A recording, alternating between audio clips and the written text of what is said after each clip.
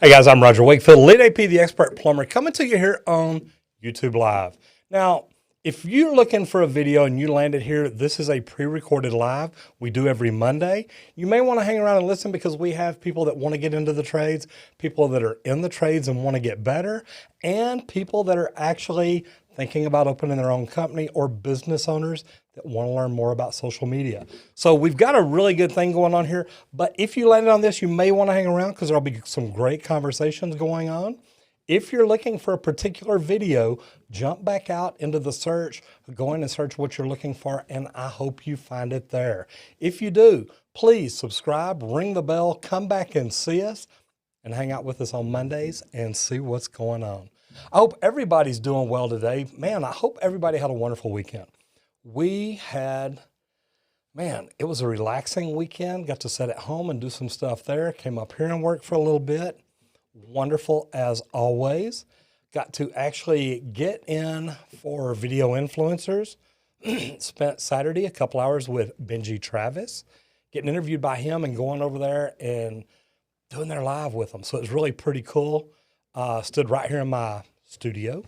Kind of enjoy this place. Actually feel very comfortable. That camera switch with the Stream Deck. Did I do good or bad? Thought it was pretty good.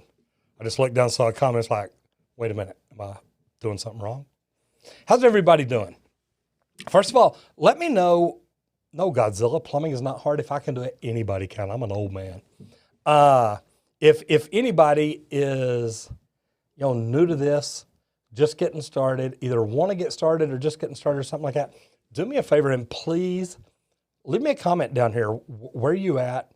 Are you trying to find a job? Have you already got one? Just got started at a plumbing company? If so, what kind of plumbing are you doing? Is it residential, commercial?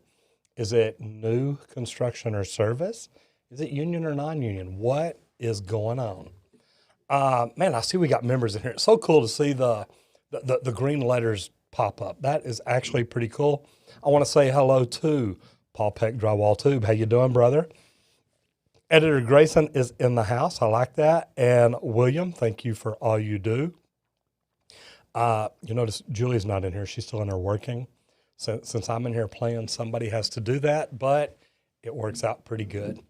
So let's jump in. Mr. Sean Strong is in the house. Man, you got to love it. How you doing, brother Sean? Says, I might not be able to pop back in later. I'm spending the week in Wahoo, New England, doing backflow certification. I knew that was coming up, man. Good for you. Training and testing. I'll see if the show is still going at our next break. Just invite all those guys in. We'll have fun. We can talk plumbing. And, Sean, Julie must have realized you were in here because now she jumped in. You got to love that. So, Sean, brother, have fun learning. Thank you for jumping in. I really do appreciate it. And, man, again, let me know what you're doing. And what I mean is, are you already in the trades? Are you doing plumbing as a full-time job already? Do you want to get in? Do you own your own company and want to learn more about social media? There's a lot of good things about this trade. Number one, and I saw a comment just fly by real quick, but yeah, anybody can do it. Don't let any disabilities ever slow you down. And I mean that because, I've worked with one-arm plumbers before, and that's not even a joke or anything. He really was. But man, the guy was good. He understood it and he could make things work. So the neat thing is, look, and I like the way, and somebody replied, and I can't see it right now, but don't let any disability slow you down. Man, if you think you can do something and you try hard enough, chances are you probably can. Editor Grayson, how are you today? Good to see you. I probably see more in here than I do here in the office. Tuber turds, man. And I started to bring my mask in again today. Well, I finally fixed the string on it, or the strap. I had one mess up. I'm real bad. I don't know if I got a big head or what, but I was stretching out the elastic to try to make it fit better. And when I did, one of them just went zzz, and just kind of spun out of control. But anyway, I got it fixed, put some new elastic on it, wore it out this weekend, and had fun.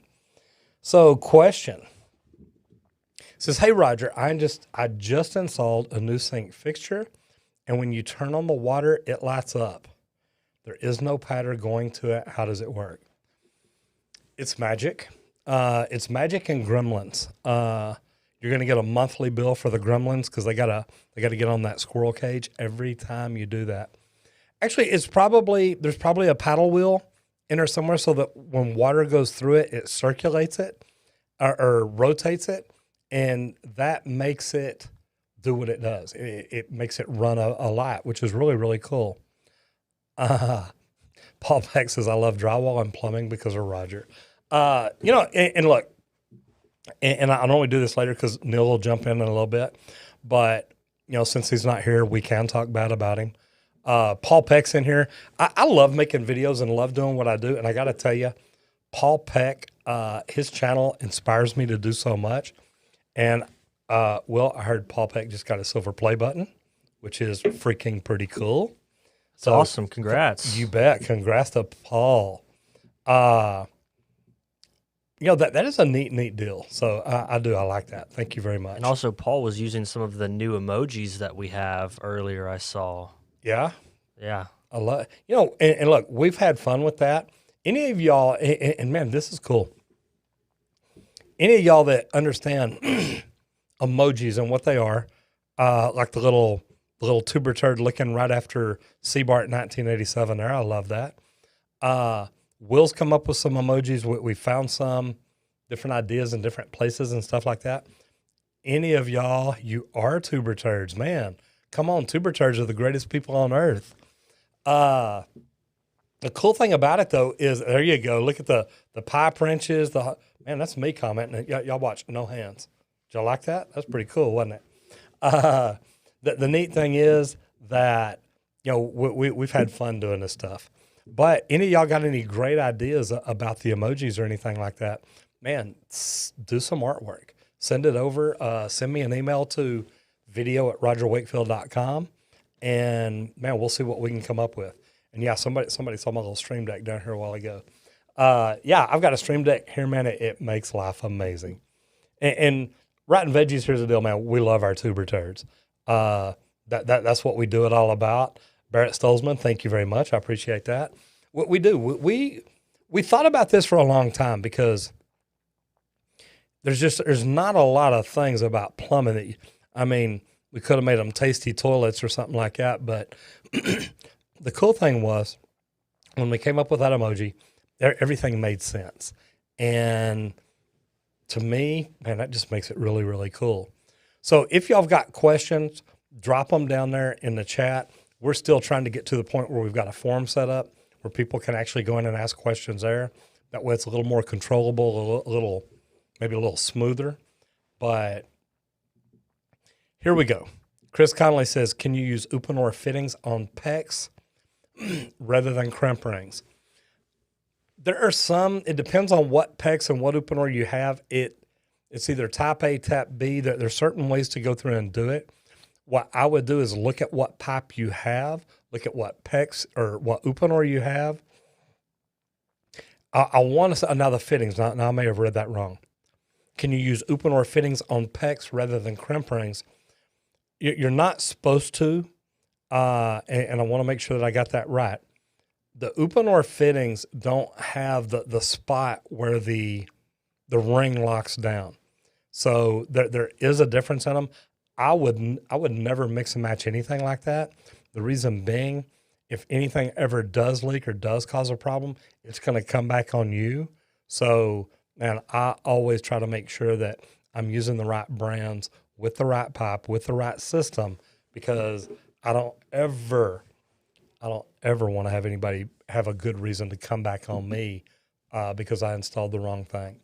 And most of the manufacturers will tell you, hey, this needs to be installed per the manufacturer's recommendation, and they're going to recommend that you use their own stuff. So kind of a funny way to look at it, but that's the way it is.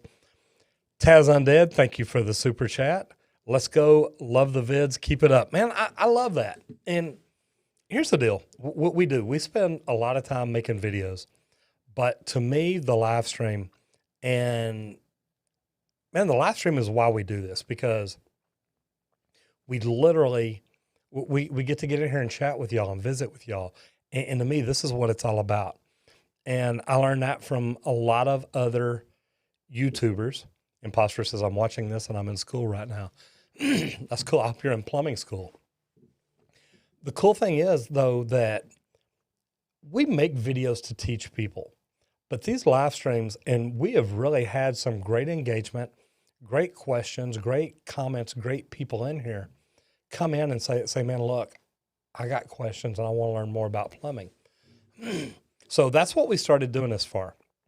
Now, the really cool thing about it is that what we want to do is, and we're working on the memberships, and we hadn't picked a number yet, but literally here in the next couple of weeks, we are going to have the first hour where people can watch it, but the only people that can ask questions and comment and things like that are going to be the members. So anybody's name you see going by in green, man, that's the people that will be really what the first hour is about. That way, if they've got questions, they want to learn more. And it's, hey, look, what do we have to do this? Or what's the best way to do that?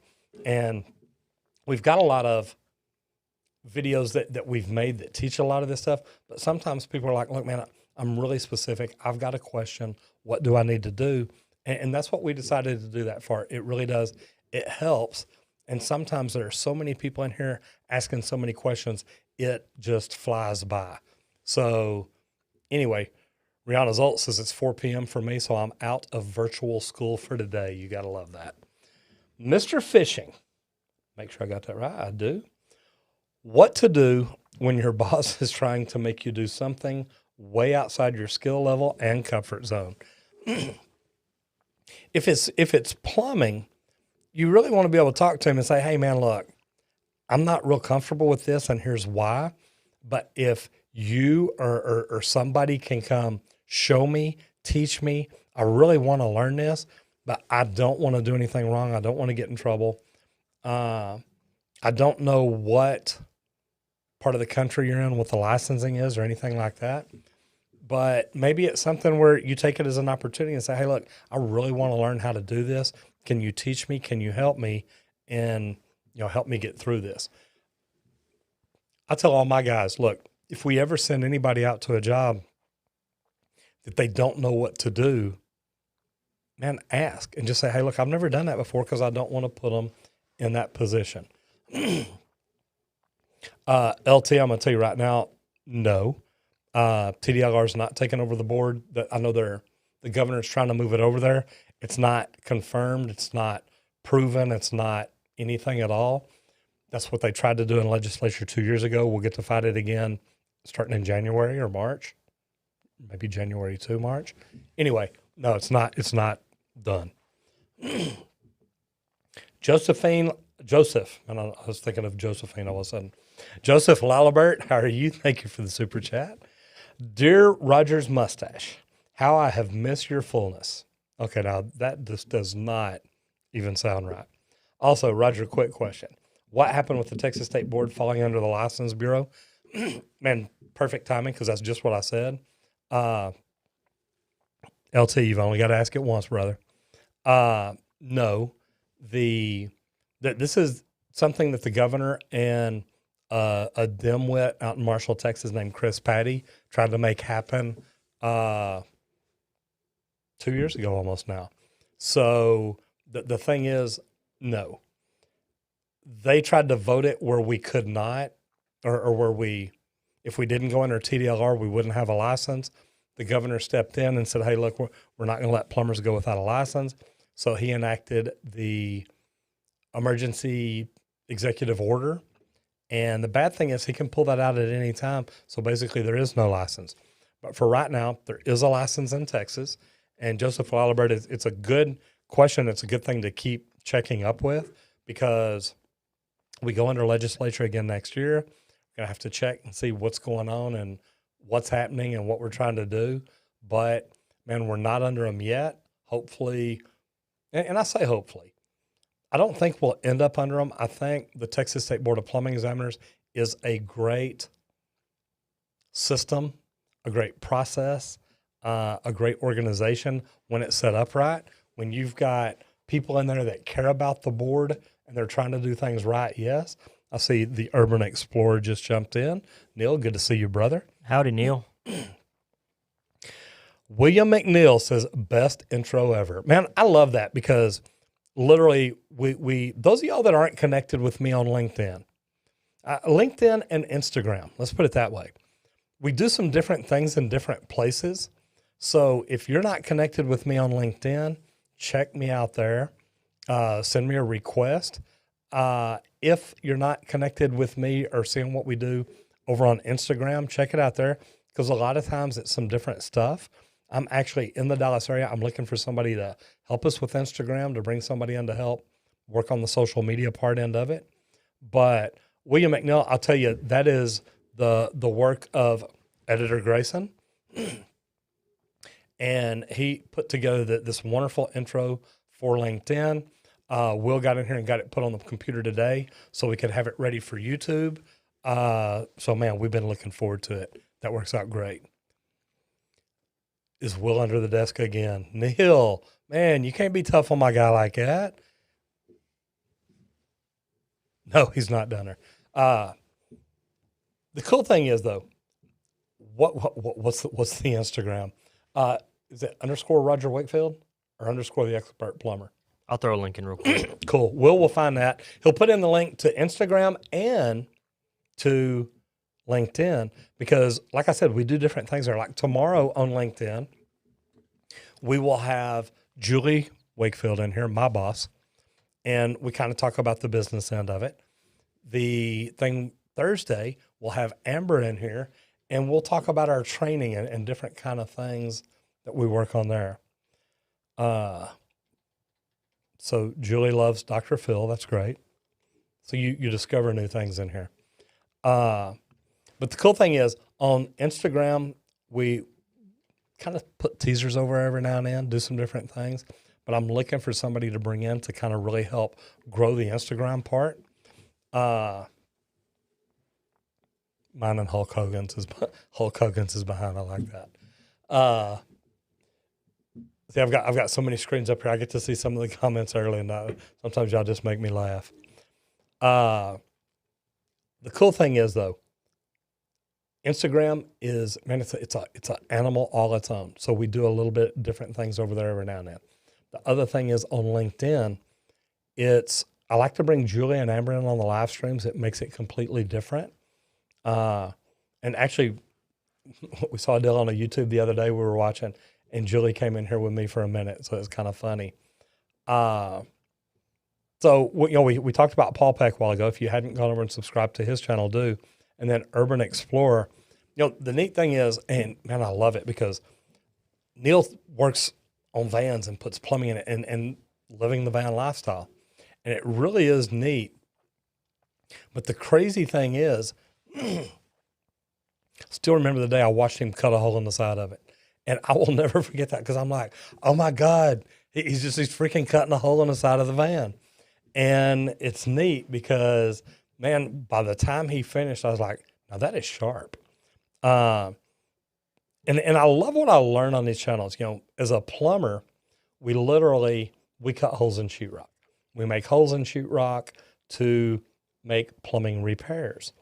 Sometimes it's made with a keyhole saw. Sometimes it's a sharpshooter. Really depends on what you have with you.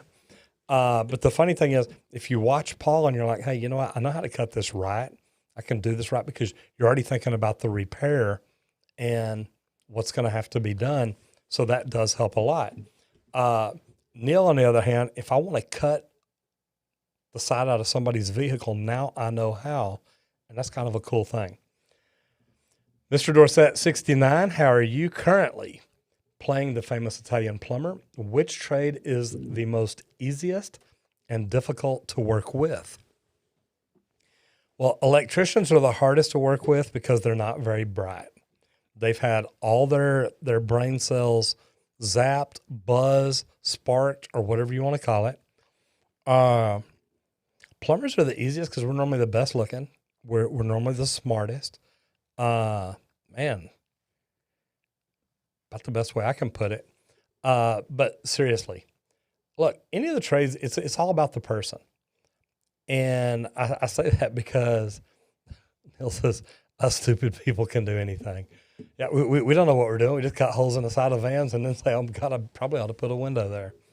The funny thing is, none of us are hard to work with. It's how you try to work with us.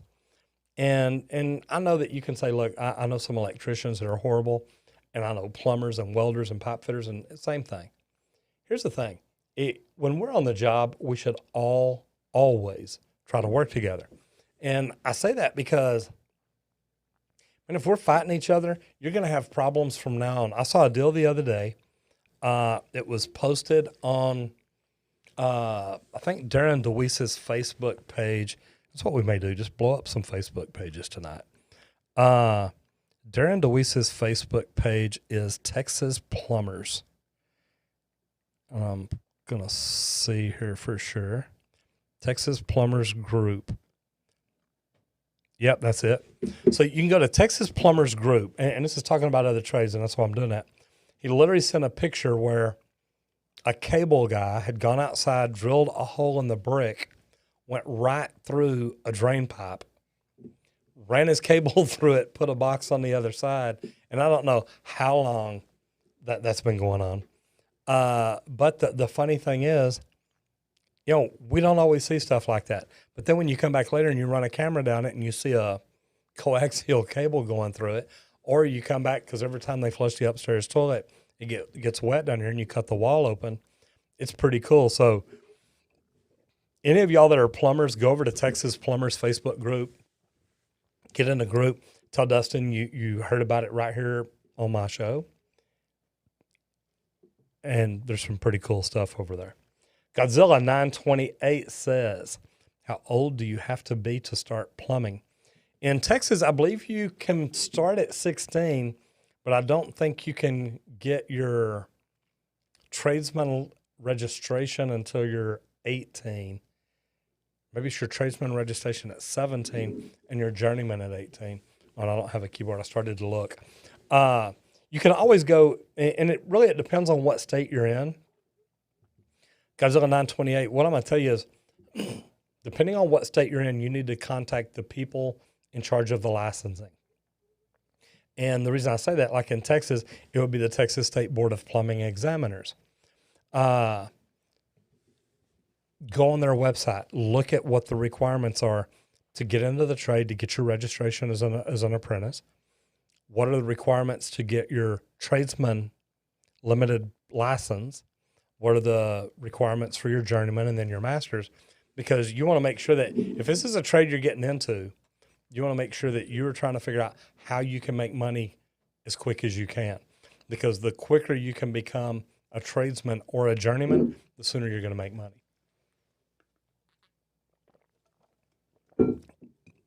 Have you ever had someone flush on your face? Mitchell S., I have not, but I will tell you this. I've had plumbers working in a tunnel under a house where the homeowner knew they weren't supposed to flush it, but they did. So, yeah, I've seen pretty tough stuff. Stan says got his journeyman at 20. I think I got mine at, 19, because I got it. Yeah, I did, because I got it in 83. Oh, God. Yeah, it was 19. And I just remember because it was right after my son was born. Neat thing about it is, in Texas, you could do that back then. But remember, Stan, we did not have to have an apprentice card. The state didn't document all our hours. Literally at that time, God, you could go to a plumber of a master plumbing, or the master plumber of a plumbing company you worked for, and they could just sign off on your hours and say, yeah, you worked however many. Go take your test and do good. Tommy WV Catcher says, in my bathroom sink, sometimes the water does not drain out, but when I rub my finger over the holes in the drain, the water then drains out. How can I fix this? I would find out what's in those holes that's clogging them up. You might try a flat plunger. Watch this. You might try a flat plunger like this. Put your thumb over the overflow hole, put this on that drain, and really try and push it good to see if there's anything right under it that's maybe clogged up. There could be some gel, there could be some hair there could be any kinds of things, but this will help get it down further. If you've got holes there, I'm assuming you don't have a pop-up assembly. If it does go down there, you may end up having to take the P-trap apart and clean out what's inside of it. So, and we've got videos teaching people how to do that. So Tommy WV Catcher, and check it out and see if that'll help you out any. The neat thing is we make a lot. Yeah. Joseph Lalibert says, not to make you feel old, but I was born in 83. So you're the same age as my son. I was old then. The cool thing is, we've got videos teaching you how to like take apart the P-trap, clean out the drain, do different things like that. And that's what we made them for, so that people can literally get in there and figure out how to take care of stuff like that. How do you feel about bidets? Toilet paper is hard to come by these days. Brian P., I'm going to tell you, brother, and Julie can vouch for this. The restroom that I go to in the house has a bidet toilet seat. And I got to tell you, I'm not hurting for toilet paper because I don't use near as much at the house as most people do. And, they're talking about corona numbers starting to rise again. Guys, you may want to get out and buy toilet paper because if y'all remember, when the numbers started rising, they started shutting things down. That's when they were like, okay, all the toilet paper is gone. And Will and I need to do some videos. I've got a Toto, a Kohler, and an American Standard bidet toilet seat out here. And, man, we're going to do installation videos showing y'all how to install them. The bidet toilets I love. But I'm telling you, the bidet toilet seats, I have no problem with them. They actually work pretty cool. I was bummed in the house that Sarah and I are building right now. They didn't put an electrical outlet in the toilet room, so I don't know what I'm gonna do, man. I'd have stuck told in the them. Stone Age. I'd have told them to put it in. Whatever you do, put it. And you might rotate that mic around a little bit if you can. I don't know. Are you talking? Oh, you got one down there. Okay. I was going to say, you're talking. I keep looking at this. I'm like, man, he's peeking okay. That's funny. So we've got so many mics in here. We don't know what we're doing. Free bugs. What states have you worked in other than Texas? And if so, did you learn anything new? Really, the only work I've done outside of Texas is I've been to Louisiana. I've been to Oklahoma. I've been to New Mexico. That may be it. I've gone out to do leak detection jobs. I've got some of the best leak detection equipment that there is. And literally, I've got mobile home communities, residences that will call that may have 300 units on their property. And and they'll fly me out anywhere around the country. A lot of times I drive just so I can have more equipment with me.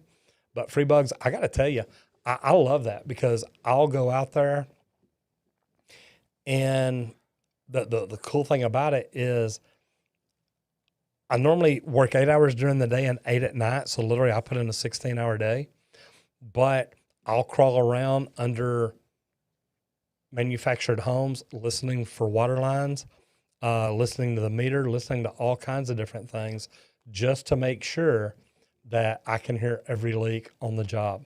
And it's hard on some of these because, man, some of these people, they don't have drawings for their property. They don't know where the water lines are. So literally, I listen to every valve I can find, every hydrant I can find, and then every meter on every home just to see what kind of, water signature noises I can find. Dan Van Uden. So our shower squeaks if we turn it on. What is the best way to fix this? Also, love from the Netherlands. I love it. So Dan, what I'd ask you is, do you have a cartridge, just a single, or is it like a 3-handle valve? 3-handle valves used to do that, and I don't know if it's just the water squeezing in between the seat and the washer. To be honest, I would take it apart and rebuild it. If it's a 3-handle like a Price Pfister or something, take it apart, put new seats, new washers, lubricate your stems. If it's a cartridge, like a single cartridge, Moen, American Standard, anything like that, Delta, take that cartridge out, replace it, and do everything you can there. Basically, you're making your faucet like new. So that's exactly what I would try. I hope one of those work out for you. If they do, give me a shout, or next week, jump back in and say, hey, man, that worked. And tell me which one you did or what you had to do. So I just see a line that says, had an old man call us once to try and get his dentures out of the toilet. I got to tell you, that's one. I had a lady call me one time asking me to get her readers out.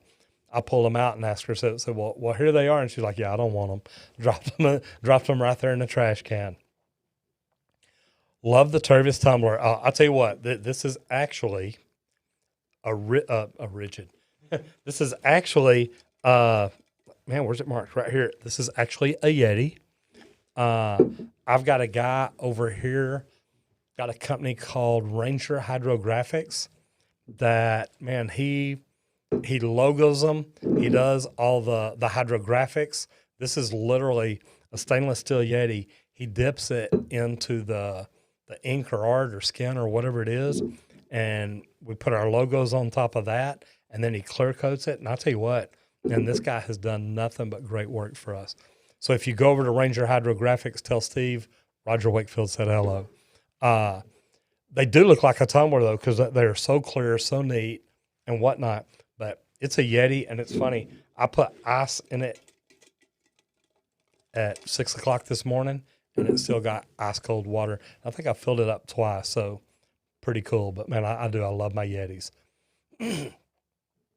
So, as y'all know, we're sponsored by Ferguson. We had a meeting with them today.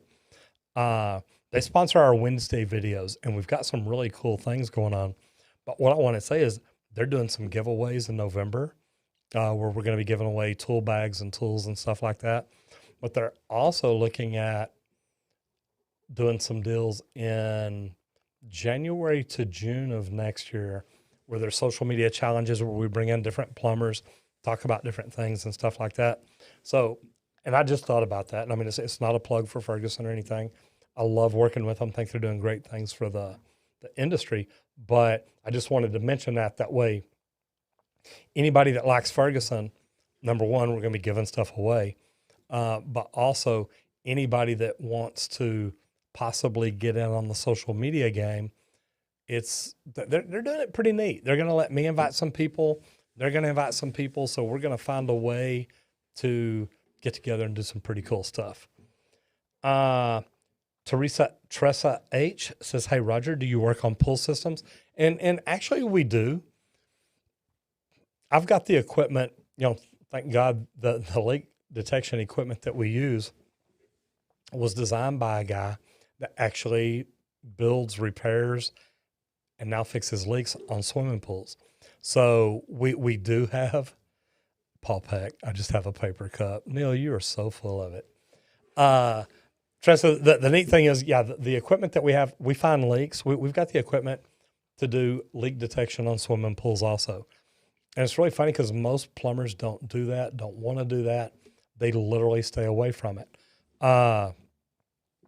Me, on the other hand, anything that I can learn and learn to do better, I always try to do. And I'm just trying to look here and see what I can. But the cool thing about it is getting in. That was my phone. Is getting in. I just wanted to look and see how the live looked. The cool thing about it is when I went out there to work with him to learn leak detection for plumbing, he was teaching me leak detection for pools, and I started working with him on plumbing. So it was really neat in order to get in and help him learn more about plumbing. I could learn more about pools. So I bought the leak detection kit for the pools too, so I could learn that. And I'm telling you, Leaktronics is just, and it's great equipment, and I've really enjoyed doing it. So Dion Potgeister says, number one, thank you for the super chat. I appreciate that. Hi, why do they put strainers on taps if they're going to get plugged anyway? Man, here's the deal. The aerator is literally to make it where it kind of adds air to it. It is like a strainer, and I agree with you, because they've got a screen on it. They've got the little hole in the brass piece up top. But the funny thing is it's a flow control. I don't think it's really a strainer But it does. You're right. If you've got hard water, you got calcium, magnesium, stuff like that building up, it will clog that up. It'll get full. It's a pain to deal with. So, Deion Potgeister, I got to tell you, it's a, man, you're right. It's about like a strainer. But the cool thing is you can always take them off. You can always clean them out. You can always not put the screening all back in. Then you just get like a laminar flow of water where the turbulent, once it goes through that strainer, that's what looks like all the bubbles and everything. Man, it's been done like that for years, and I really can't tell you the difference. Other than that, it is what it is. Joseph Lalibert, again, thank you very much. Do you have any advice for a new Boilermaker? Your hopefully soon to be brother-in-law is going to school to become one. Here's the deal. And what part of the country are you in? Because the cool thing about it is if you get into the trades, you get in the trades as a plumber, a pipe fitter, a welder, man, all the trades, especially those three right there, literally have so much in common. The cool thing about it is, and look, when I got into the union, I got in as a plumber. I became a superintendent. And as a superintendent, I had electricians, HVAC techs, pipe fitters, plumbers, welders. All these people work on my crews. So it's neat because you get to learn a lot about each one of them and what you can do to help them. The advice for anybody getting into any trade right now is learn everything you can. Get in and learn not just your trade, but how to be good at all the trades. And it's funny because we have electricians and HVAC techs jump in a lot and say, man, I learned so much from your videos because what you talk about really doesn't just relate to plumbing. It relates to all the trades. And if you want to get really good at all the trades, learn how to be the best technician, the best employee, and just the best trainer, because you're going to be teaching people under you. And to me, man, that is huge. Yeah, don't look up that one, whatever you do. I see we have Michaela Bidets in here. How are you doing today? Joseph, I hope that helps you. Michaela, I hope everything's going well. You're a little late for the party, but not too bad. Did everybody have a good weekend? And this is literally the first weekend in a while that I was at home on Sunday, actually relaxed, did not come up here, started to, and things worked out where I didn't have to. But it was nice to just sit and chill and relax, check social media, send notes out every now and then, do different things. But the cool thing about it is, man, I just kind of got to relax. Julie did not want to come in. Actually, she wanted to. But the cool thing is we actually both got to relax, have a good time. And to me, that was pretty cool. Because we don't get to do that often. Make sure it's down again. Cool. So, Skulls Games, how are you doing? Welcome in here. Says, I like how you are a plumbing YouTube channel, but you also go outside of the box and have some fun. Like reacting to plumbing fails or doing tests if plumbing products work. I tell you what, and we got to go do a video. We're going to shoot it Wednesday. And it was really neat because I went over to this lady's house on Friday, and I was in a hurry. I mean, man, I run all day, every day. But the cool thing about it is I had about 30 minutes to stop at her house. So I stopped because she called and said, hey, I've had 2 different plumbers come out, 2 different companies. One company did a sewer test and said, everything under my house needs to be replaced. The other plumbing company came out and said, hey, doesn't look great, but you know what? I don't see any reason to replace anything. And it's like, okay, what's going on here? Now, here's the bad thing is I know both of these companies. And the thing I'll tell you is both these companies are actually owned by a bigger company that is over both of them. They're part of this big group. And it's just kind of weird to me that, and it's funny because when I saw the estimates, it's like they look identical because she had folded the top down where I couldn't see what companies when she first sent them. I said, that's cool. But then when I got over there, she showed them to me, and I'm like, these two companies are actually owned by the same company or owned by the same group. And it's really crazy because these are the kind of videos I like to do. So Skulls Games, what I tell you, the video we're shooting Wednesday, I don't know which company I'm going to throw under the bus, but I mean, it's like you got two plumbers that work for two different companies that are actually owned by the same company that came out and gave this lady two completely different stories. One is trying to sell her $60,000 worth of work, saying everything under your house needs to be replaced. The other one is literally saying, hey, doesn't look brand new, but man, there's nothing in here you need to rebuild. And I'm just like, that is freaking crazy. So anyway, I do love reacting to plumbing fails, plumbing tests, and plumbing products. But also the cool thing is, guys, we react to videos and pictures that y'all send to us.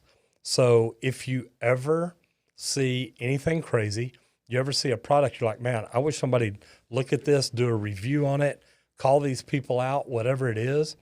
Man, please, video at rogerwakefield.com. Send it to us. Man, if it's great, because look, we get so many a day now. But if it is really good, and I tell people this too, look, take a picture up close where I can see the problem, then back out where I can see where that problem is. That way it might make sense. And if it's not, matter of fact, even if you think it's crystal clear, write a description and say, hey, Roger, look, I went to an apartment complex. This is what we found. This is actually the hub drain with a yada, yada, yada, whatever it is. Give me a description and tell me if I can use your name. Because first of all, I'd rather it be a picture that you took or a video you took. That way you can say, hey, Roger, this is mine. I took this. You're free to use it. And yes, you can use my name.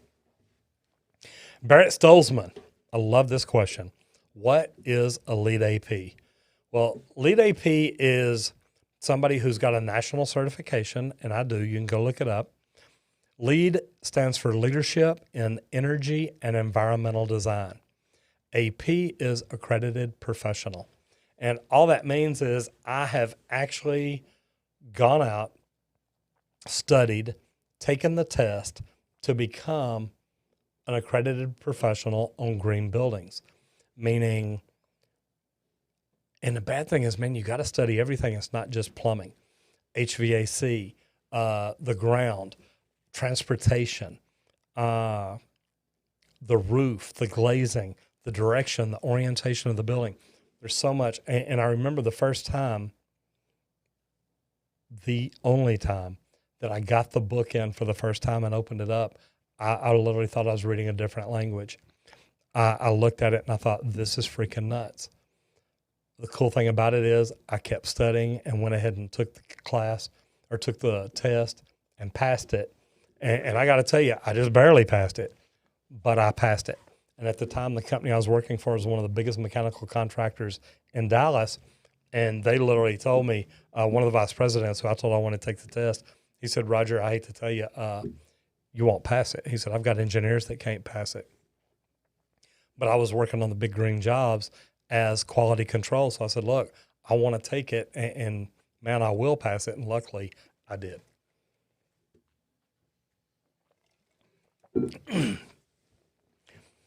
Colin Sullivan says, do dyslexics have an advantage in plumbing? It's not really that you have an advantage because water's not going to run uphill. Okay, that was a joke. You don't have an advantage, but I don't know that you have any disadvantage. Here's the thing is when you're looking at blueprints, you're looking at symbols, you're looking at drawings. I guess the way that I'd word it to you is if you look at a drawing, can you tell what it is? And I know that sounds kind of like a stupid question, but my thought is I would not see that being dyslexic would hurt anybody. The only way that it may is if you're reading a material list to order and maybe you invert your numbers. and instead of 12 of something, you order 21, or instead of 16, you order 61, something like that.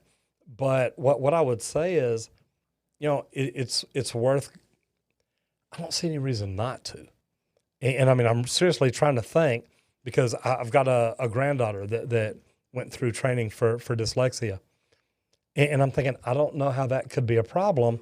And man, I mean, I'm seriously trying to think, what problem could it be? But I don't see any.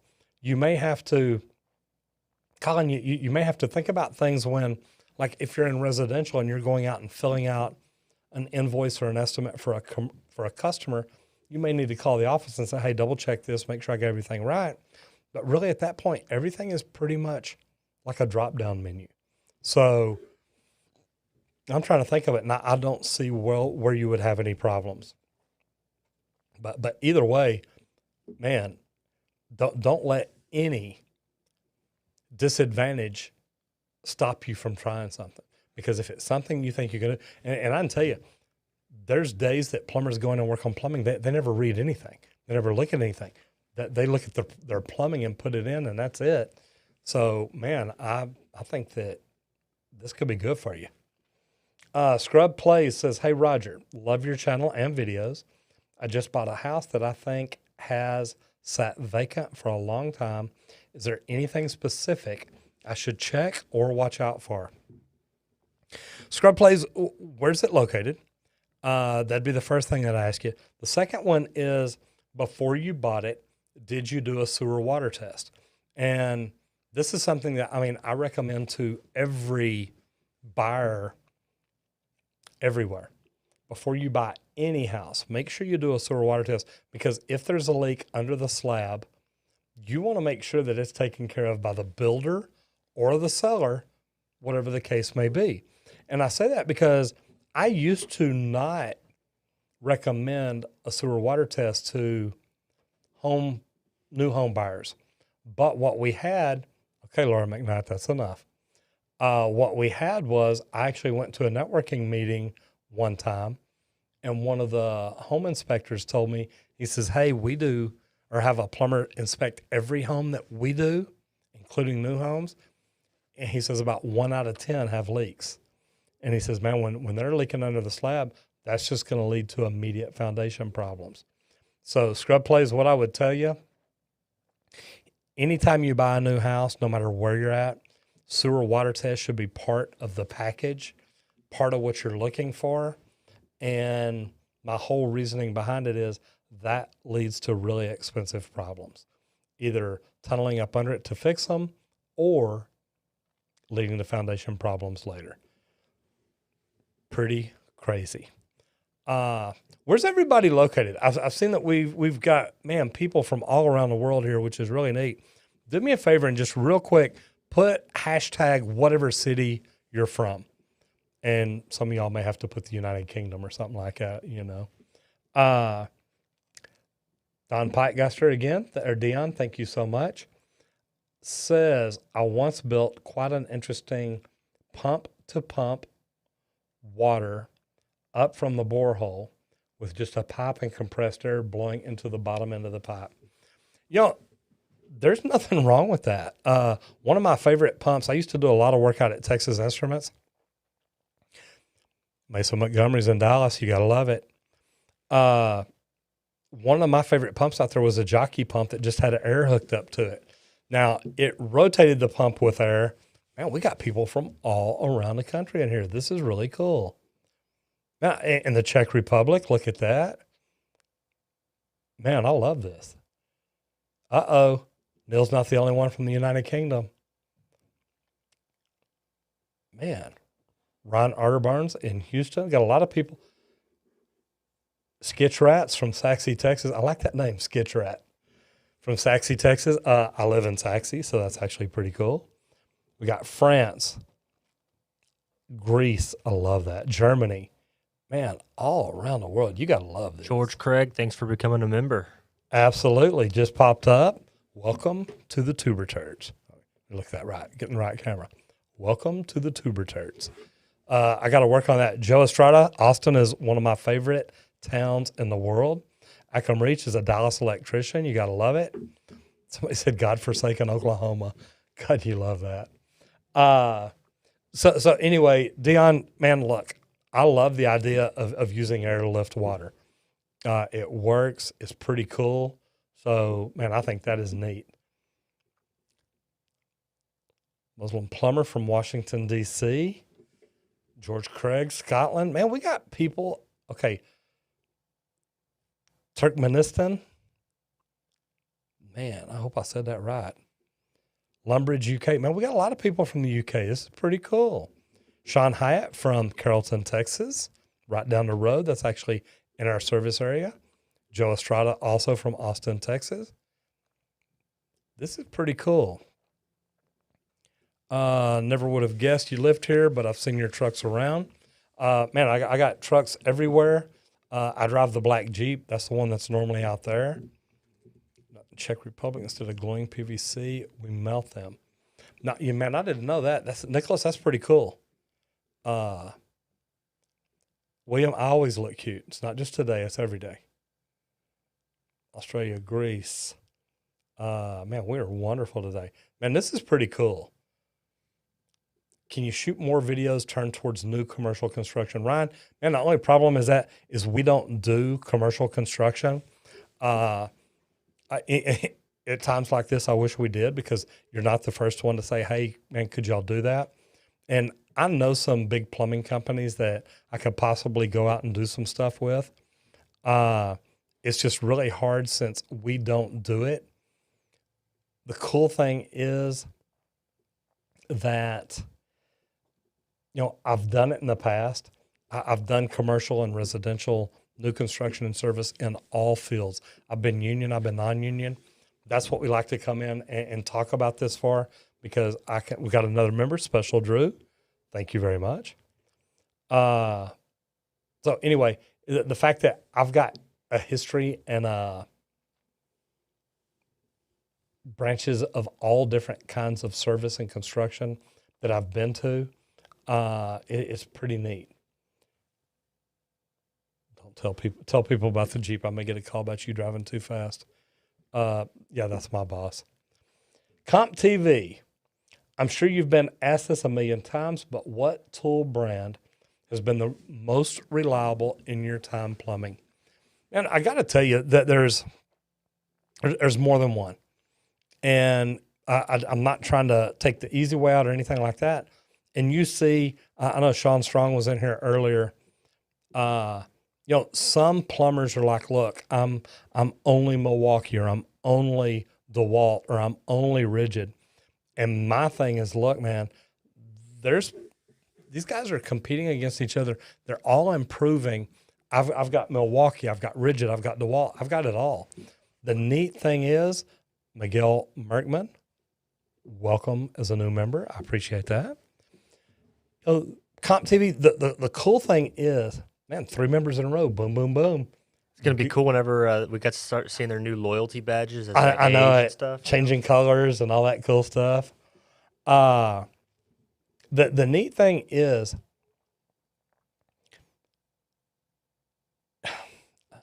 I guess the thing for me is, I look at what do I feel like I'm going to get the most power out of, which one gives me the most or the best warranty. I want to find out how they're built, meaning I want to go to Milwaukee. I want to go to Rigid. I want to see where they're built. I want to see where you go in and play that. They've got schools and training and all kinds of stuff like that. And I want to learn more about them. It was really neat because Bradford White actually got to go to iTech and go in. And yes, the poo does change colors for members. iTech, I got to go into and go through their training and see how the water heaters were manufactured. If you have not been to the videos that we do where we show you the inside of a gas and electric water heater, you need to, because Comp TV, the cool thing is I get to play with a lot of toys, but the neat thing about it is, man, look, Rigid makes some freaking great tools. Milwaukee, man, the thing that they're doing with one key now, where you can track your tools and figure out where they're at. DeWalt, most of my power tools are DeWalt, but I've got other brands too. I mean, I literally use all kinds of stuff, but it's because, and they're all doing good things. So I don't just have a, DeWalt tattoo right across the top of my back or top of my backside. But it also doesn't say Rigid or Milwaukee or anything like that. I constantly look at who's building the coolest, latest thing, because that's what I want to try, and I love it. Spectral Drew says, how do you guys backfill those tunnels under the slabs? I've been plumbing for almost a decade and never seen it done. Maybe they just don't allow it here in California. Here's the deal, and I don't know what kind of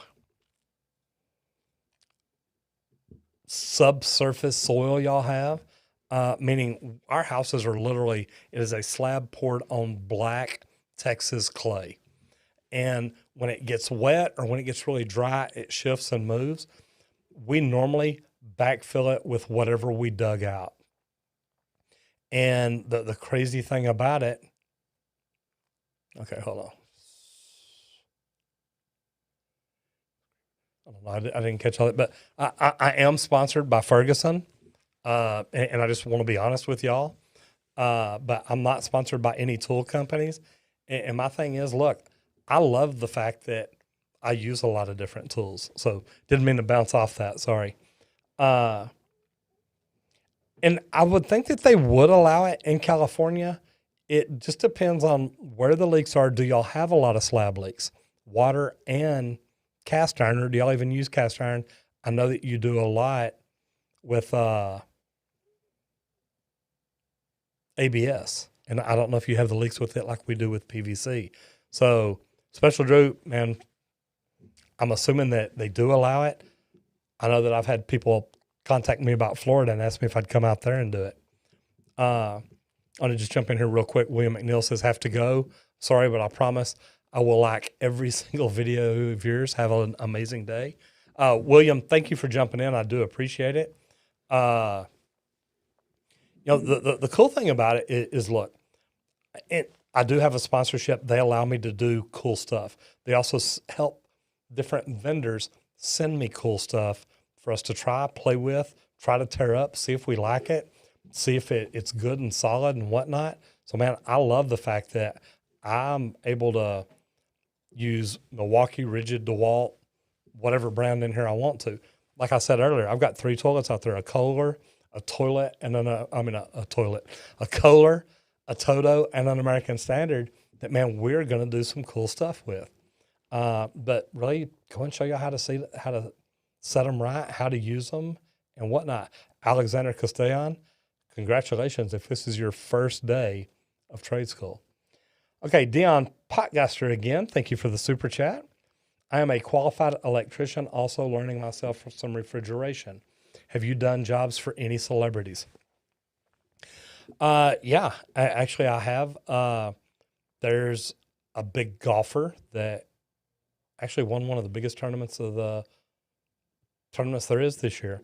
Lives here in Dallas. Been to his house and done some gas work and stuff over there.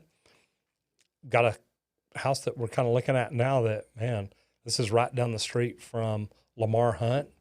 So, and one of the coolest real estate people in Dallas.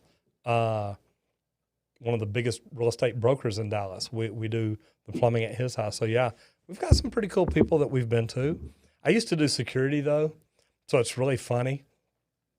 I've done security work for everybody from like Cal Ripken, Michael Jordan, Shaq, Magic, Troy Aikman, Tony Dorsett, Dennis Rodman.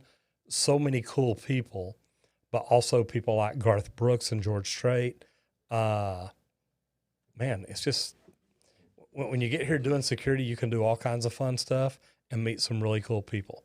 So I hadn't done a lot of plumbing jobs for them. I've done a few, but I've met a ton of them, and it's just, and the cool thing is most of them are human just like we are.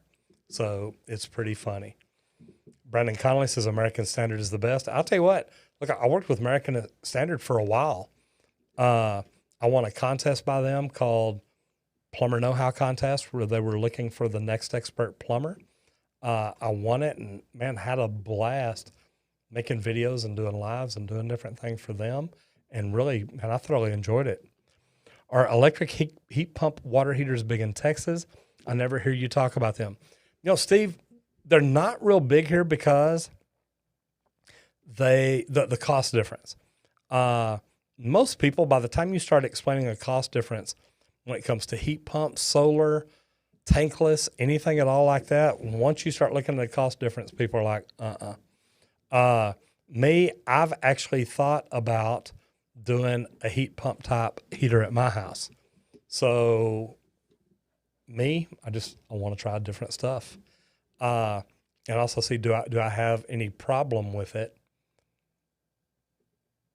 playing? Meaning, you know, if I put one in, what's the big difference? We looked at putting a tankless in at my house, but the vent, the gas line, there were so many obstacles I was going to have to jump through. And remember, guys, I own a plumbing company, but it just would not have been cost efficient for me to do it. So we decided not to.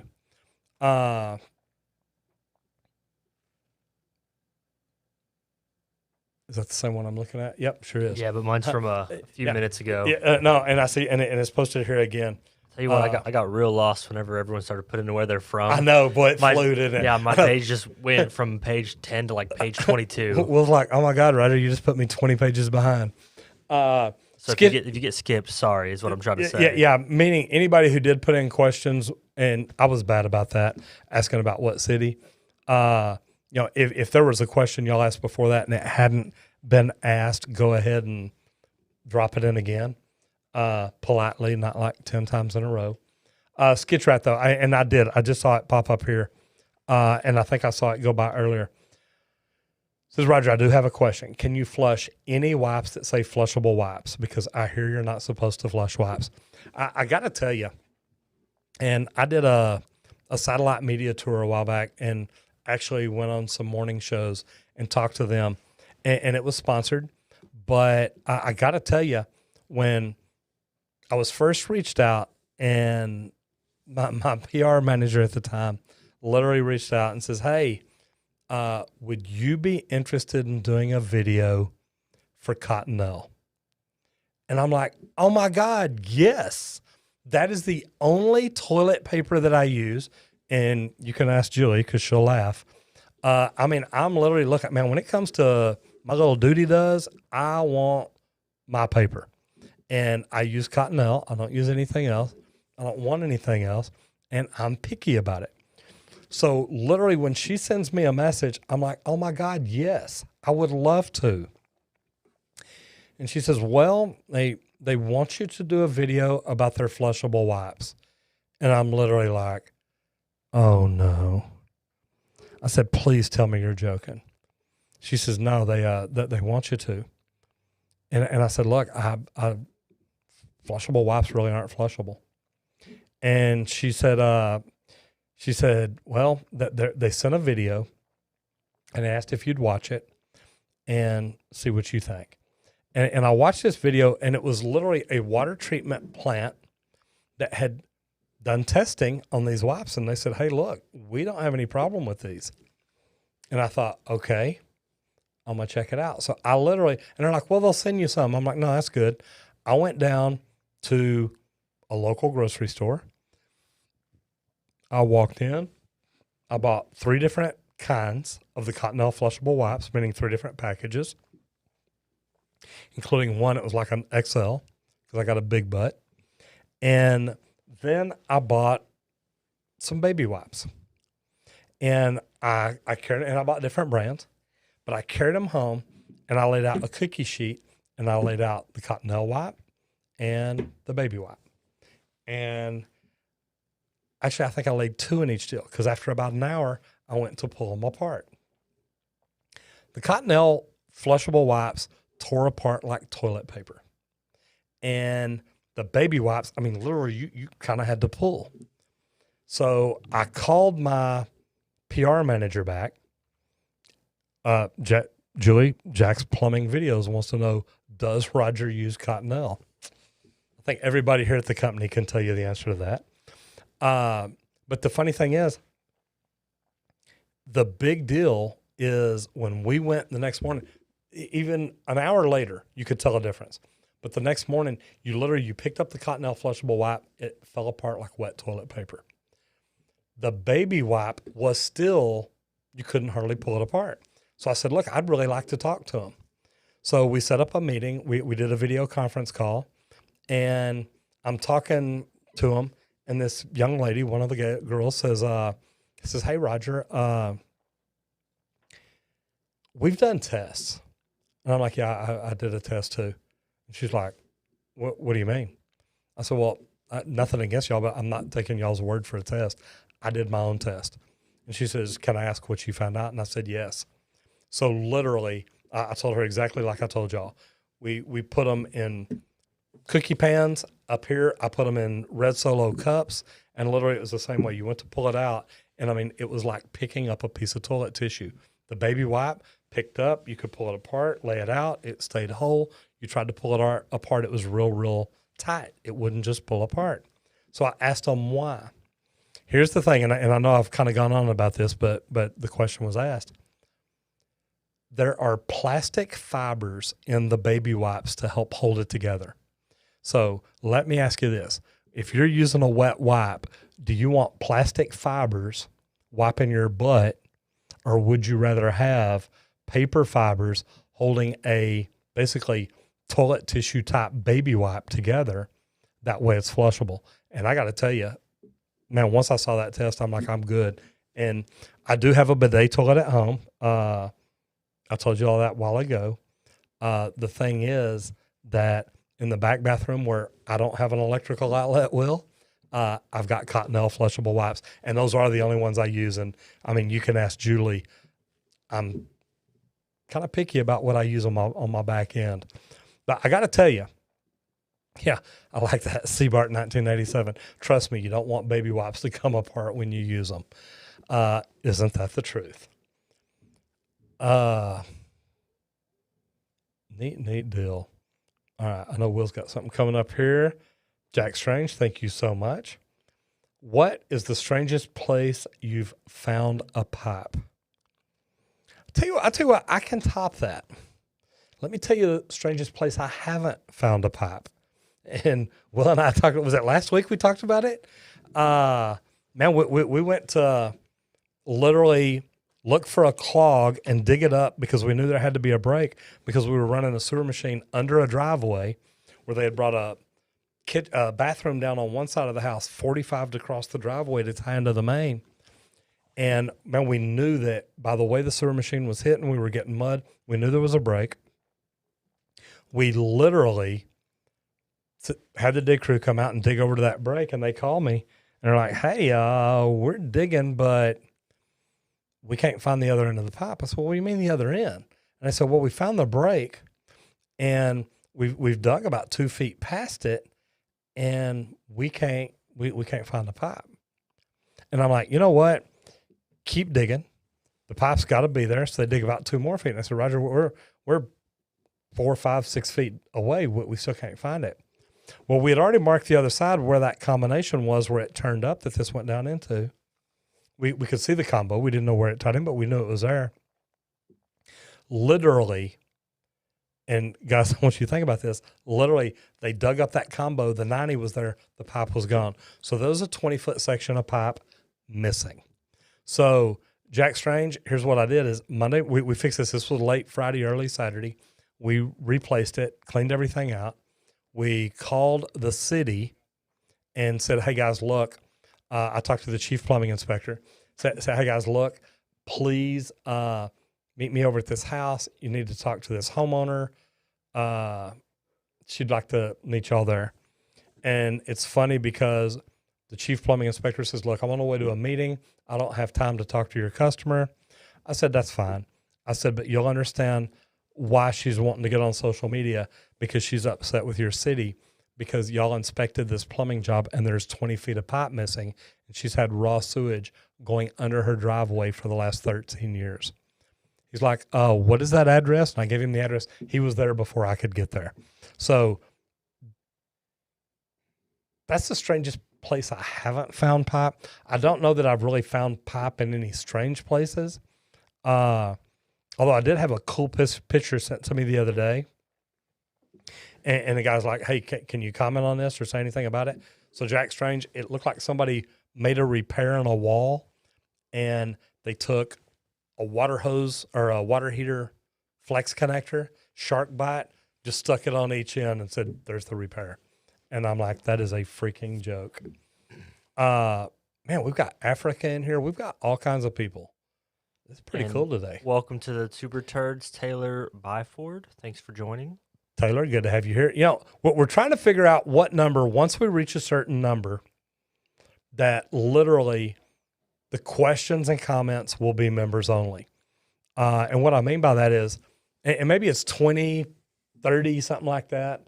But we need enough people to get in here that whenever we come in and get on at 3 o'clock, there's enough members in here that ask questions and comments and do stuff like that. And it will be members only. Everybody else will be able to watch and hear, but they're not going to be able to ask questions and stuff yet.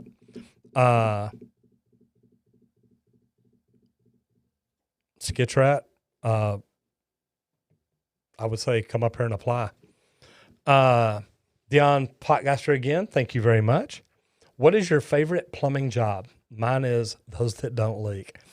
We got a new member too, Adam Lubin. Thank you so much. Welcome. Thanks for joining. Welcome to the Tuber Turds. You bet. The neat thing is, my favorite job, and you're right, ones that don't leak are always my favorite job. The cool thing about it is, and will have to check. I don't know that, Seabart, and I just saw your comment. I don't know that we have a list of how many members there are right now. That probably puts us up around 10 or 15, 10 or 12, somewhere around in there. We'll check and see, because we've got to figure out how to. We want to set it up that there's enough of y'all that y'all can ask questions and get great comments back, and we can spend time with you. But we don't want to do it to where only members can ask questions. And there's only 3 people in here, and they're not even asking questions. So we're trying to find a cool way to do this. But we've got to get our membership number up. That way we can start doing it that way. My favorite job, though, Dion, Great Wolf Water Park over in Grapevine, Texas, is one. And another one that Will and I need to drive to Austin for. I went down to the Garrison Brothers Distillery a couple of weeks ago, and that is another one that I really, man, I want to go video that. Make sure you bring up the Bradley Adams that's right there. I can see part of it. I didn't get to see all of it. I was trying to read it, and it pretty much went up and disappeared. But Dion, man, you're right. Those that don't leak are huge. But the coolest thing is, man, I've done some pretty cool jobs. When the Great Wolf Water Park was built here, I literally helped sell the job. I helped bid the job. I helped put it together. I helped make sure we had everything in it. Then as soon as we got awarded that job, I literally was told by the president of our company, says, hey, Roger, you know you're going to have to do that job because we just don't have anybody that can run that big of a job and that big of a pipe and us not have a problem. So it was really cool. So Bradley Adams, this is the one I asked Will to pull up. Thank you. Says, hey, Roger, wish you knew the great impact you have had on my life. I'm currently working in an apprenticeship for a great residential plumbing company, all thanks to you. I wake up happy, ready for work. Bradley, to me, man, number one, that's why I do what I do. And I don't know if you did the free mini course before you started or anything like that, but the coolest thing to me is, look, I love helping people. And when we first put this channel together, we put it together to help people, customers, learn how to fix their own plumbing. But then we understood that we had people that wanted to get into plumbing, people that were already in plumbing and wanted to get better, people that were tradesmen or journeymen, and they're like, man, look, I want to be the best I can be, and maybe even own my own company one day. And then the other one was, I had owners reaching out to me saying, look, I love what you're doing. Can you help me do this? Can you show me how to do this? So it's been really good for me. I love the fact that, man, I do get to help people because I love this trade. I think it's great. I really hope, Bradley, that somewhere along the way I get to meet you and you get to say, oh my God, look, man, I'm a journeyman now. I've got a house. I've got a family, whatever it is. But man, I love seeing notes like that. So thank you very much. I do appreciate it. And I promise you that is part of why I do what I do. So I love that. So Stan says he put one in Grand Prairie. Good for you, man. So, you know, it's a neat thing. And Seabart, I'm saying, I love the fact that I do get comments like that and I get them all the time. And it's really cool because a lot of time it'll just be a comment in a video and I don't even get to see all those. I mean, we get so many comments now. There's no way I can read through all of them every day. And a lot of times I'll jump in and I want to go to a video and just go through and answer questions, or I'll just go through and try and answer the last 50 or 100 or 200. And man, it keeps on growing. Jordan Edwards says, number one, thank you for the super chat. What's the most epic F-word pipe you've seen? Man, I guess I did a job over in Mesquite, and this was when I first opened my own company. And look, and I've seen bigger. But the funny thing is, literally, I went over, the guy said, hey, look, we've busted our clean out at the end. We've got a toilet that's stopping up. I think it's roots. And where the clean out was busted, I dug it up. I found it. Sure enough, roots were growing down in it. I literally had to, and this was some F-word pipe because it was broke. It was jacked up. But literally, I stuck a rock bar in the dirt about a foot deep, hammered it down, took a ratchet strap, and I literally wound one end of it kind of in and out through these roots and hooked it, made it where it would cinch if I pulled it tight, and then started ratcheting this ratchet strap and slowly pulled out about 6 or 8 feet of roots. And man, at the time, I never thought about pictures, videos, anything like that. I wish I would have, because it was cool. But man, I've seen some crazy ones. So that's probably the worst. And that's the one that gets the biggest F word from me because it was messed up. And Passat 98, hello to Norway from right here in Dallas, Texas. And actually I'm in Richardson, but most of y'all know where Dallas is. So that's why I always say that. Ainsley Smith, how we doing? Good to see you in here today. Taylor Evans, you need to watch my videos, man. How would you replace a portion of a cast iron pipe? We do it often, and we've got a lot of videos about it. Oh, you did that to me on purpose, didn't you? Yeah, good luck with that. And careful how you say it. Silver Fuchs. Love that. Roger, I live in a house built in 1678. Oh, my God, where are you located? I hope it's in here. I live in a house built in 1678, and the plumbing is 90% installed in 1932. Do you know plumbing like this in the U.S., or is it more of a European or German thing that I have such old plumbing?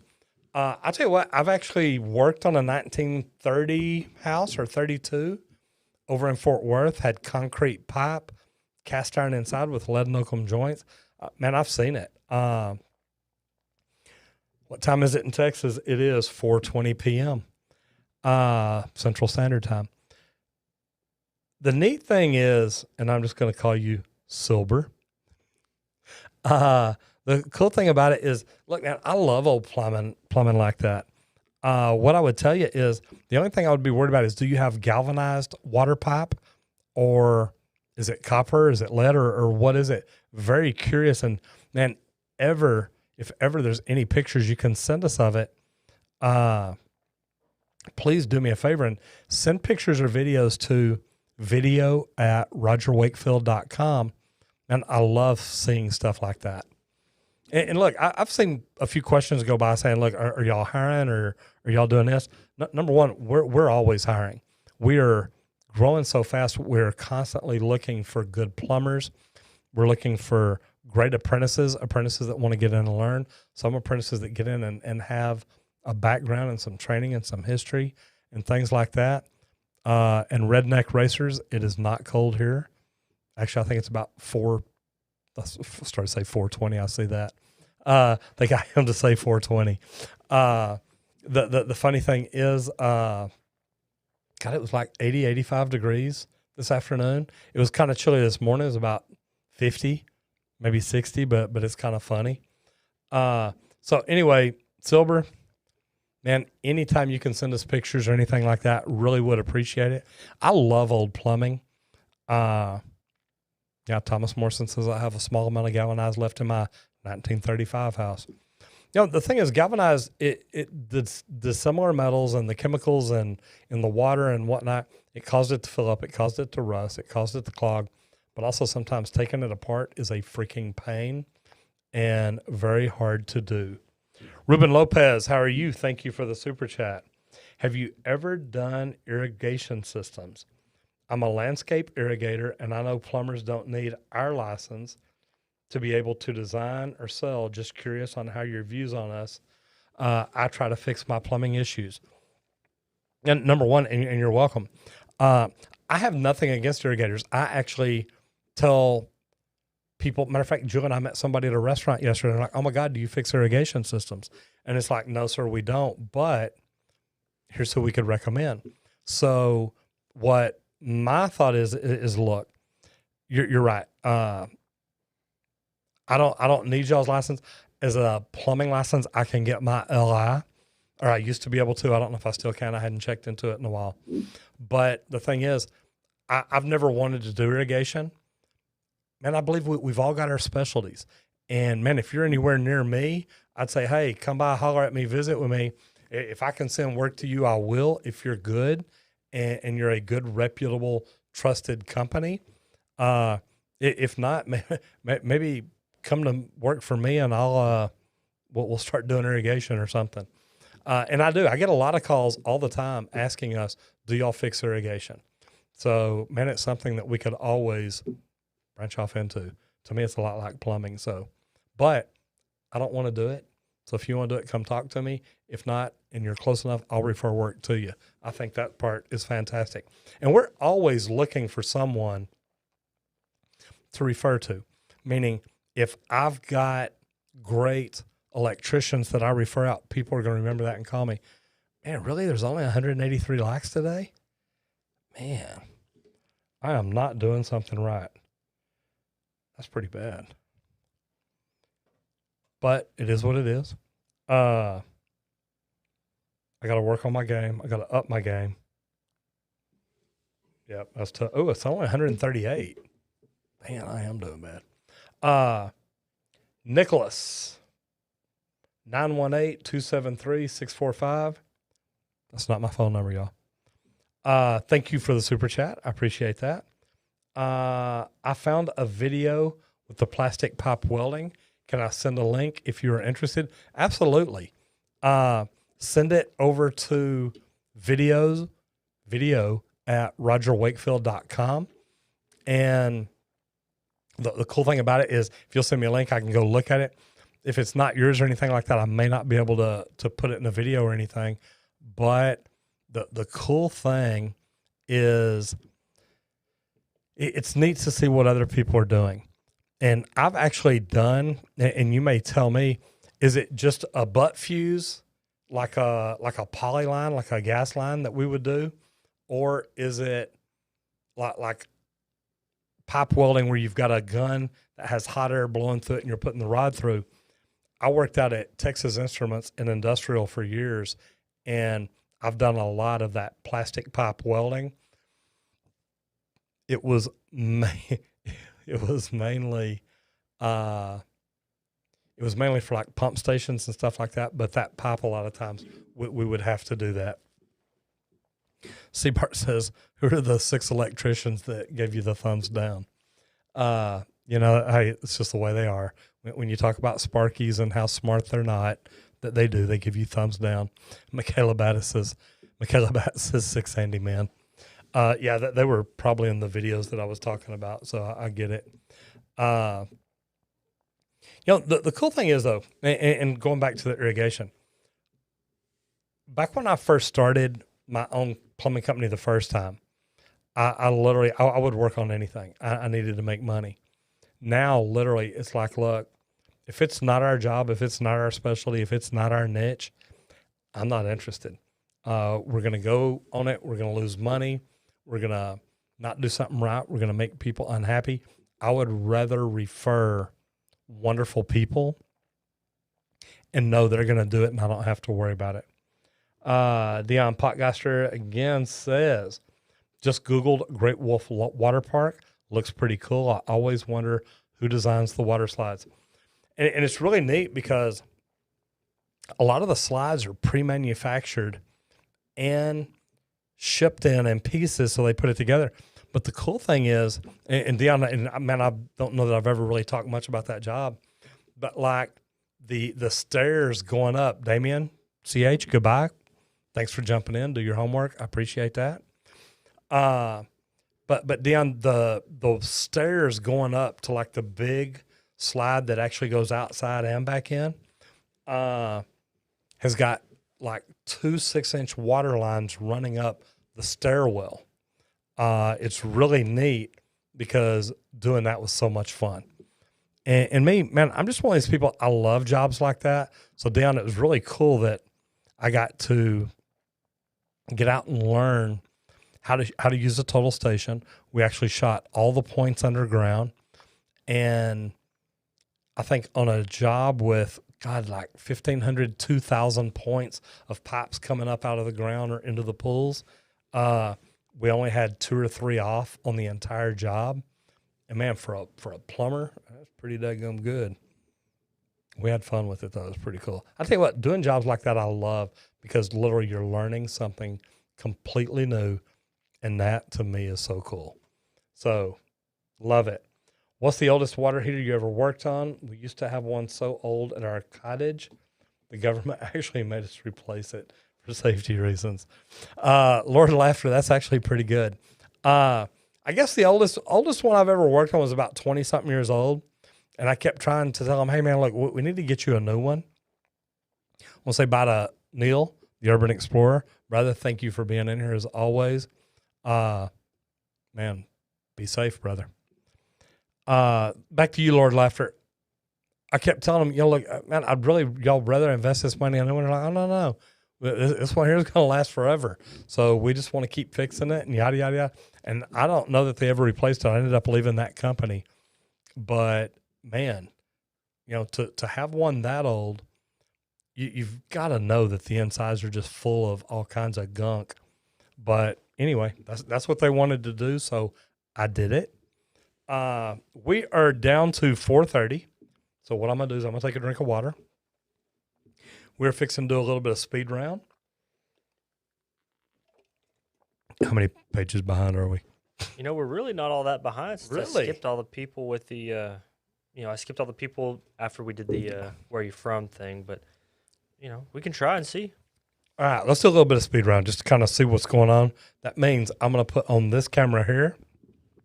As soon as I read the question, Will's going to make it go away.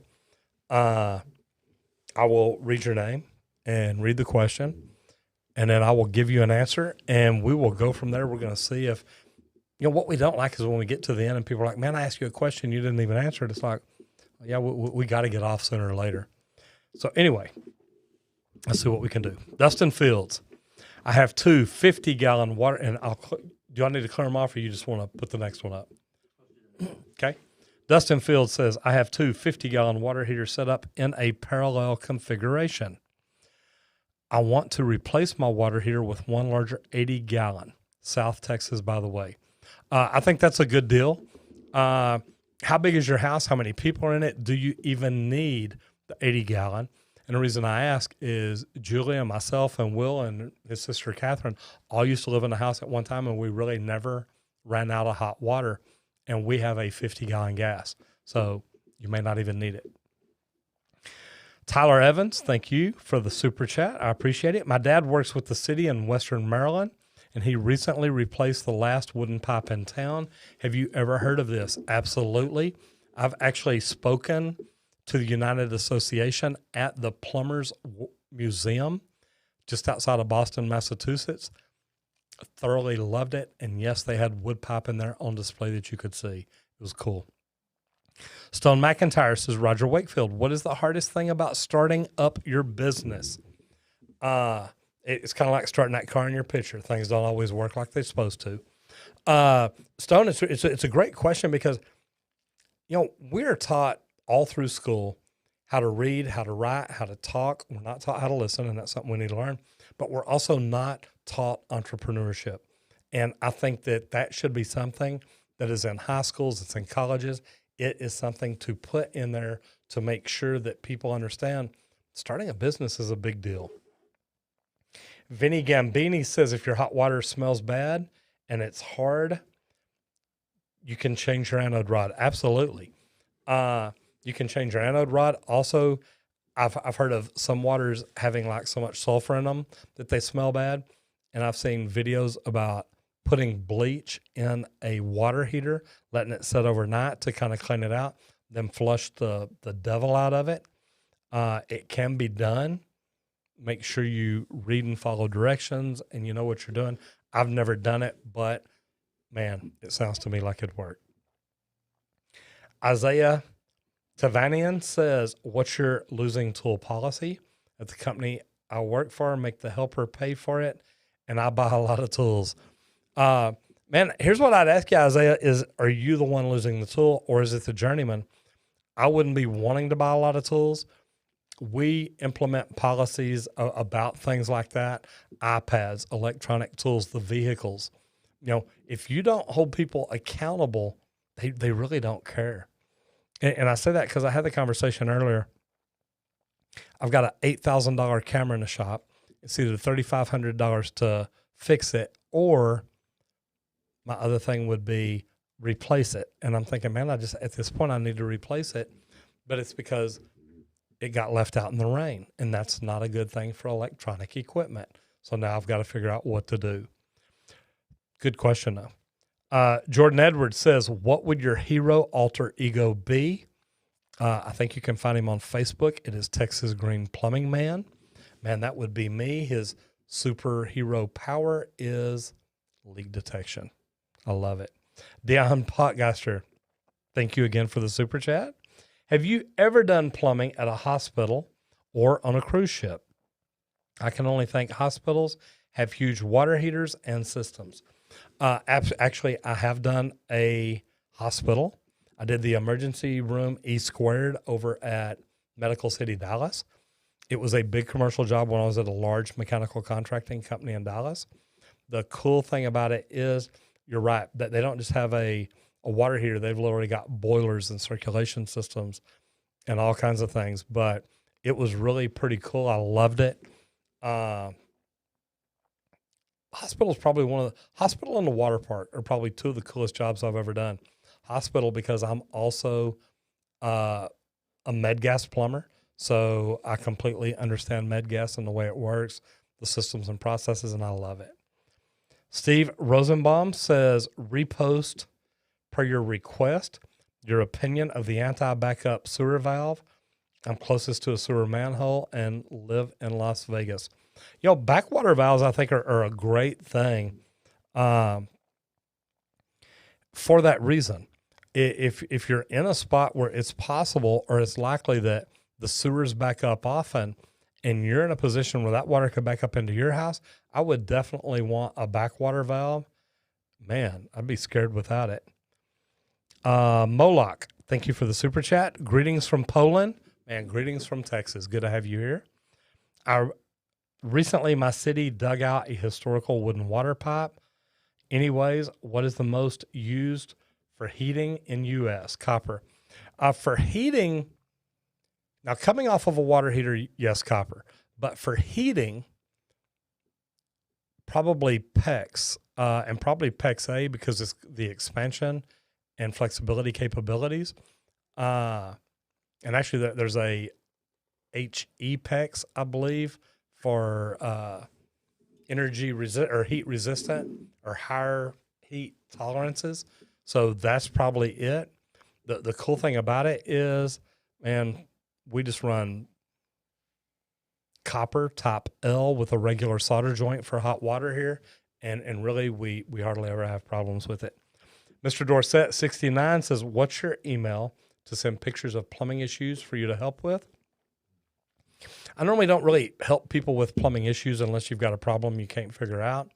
But the email to send pictures and videos. And remember, guys, I probably get 200, 250 pictures and videos a day. So I don't even always get to to all of them. I try. Doesn't always happen. But the email address is video@rogerwakefield.com. Rihanna Zolt, how are you today? Are you planning on live streaming in the future? I always do. I love the calm atmosphere of this stream. I'm doing my homework while just listening.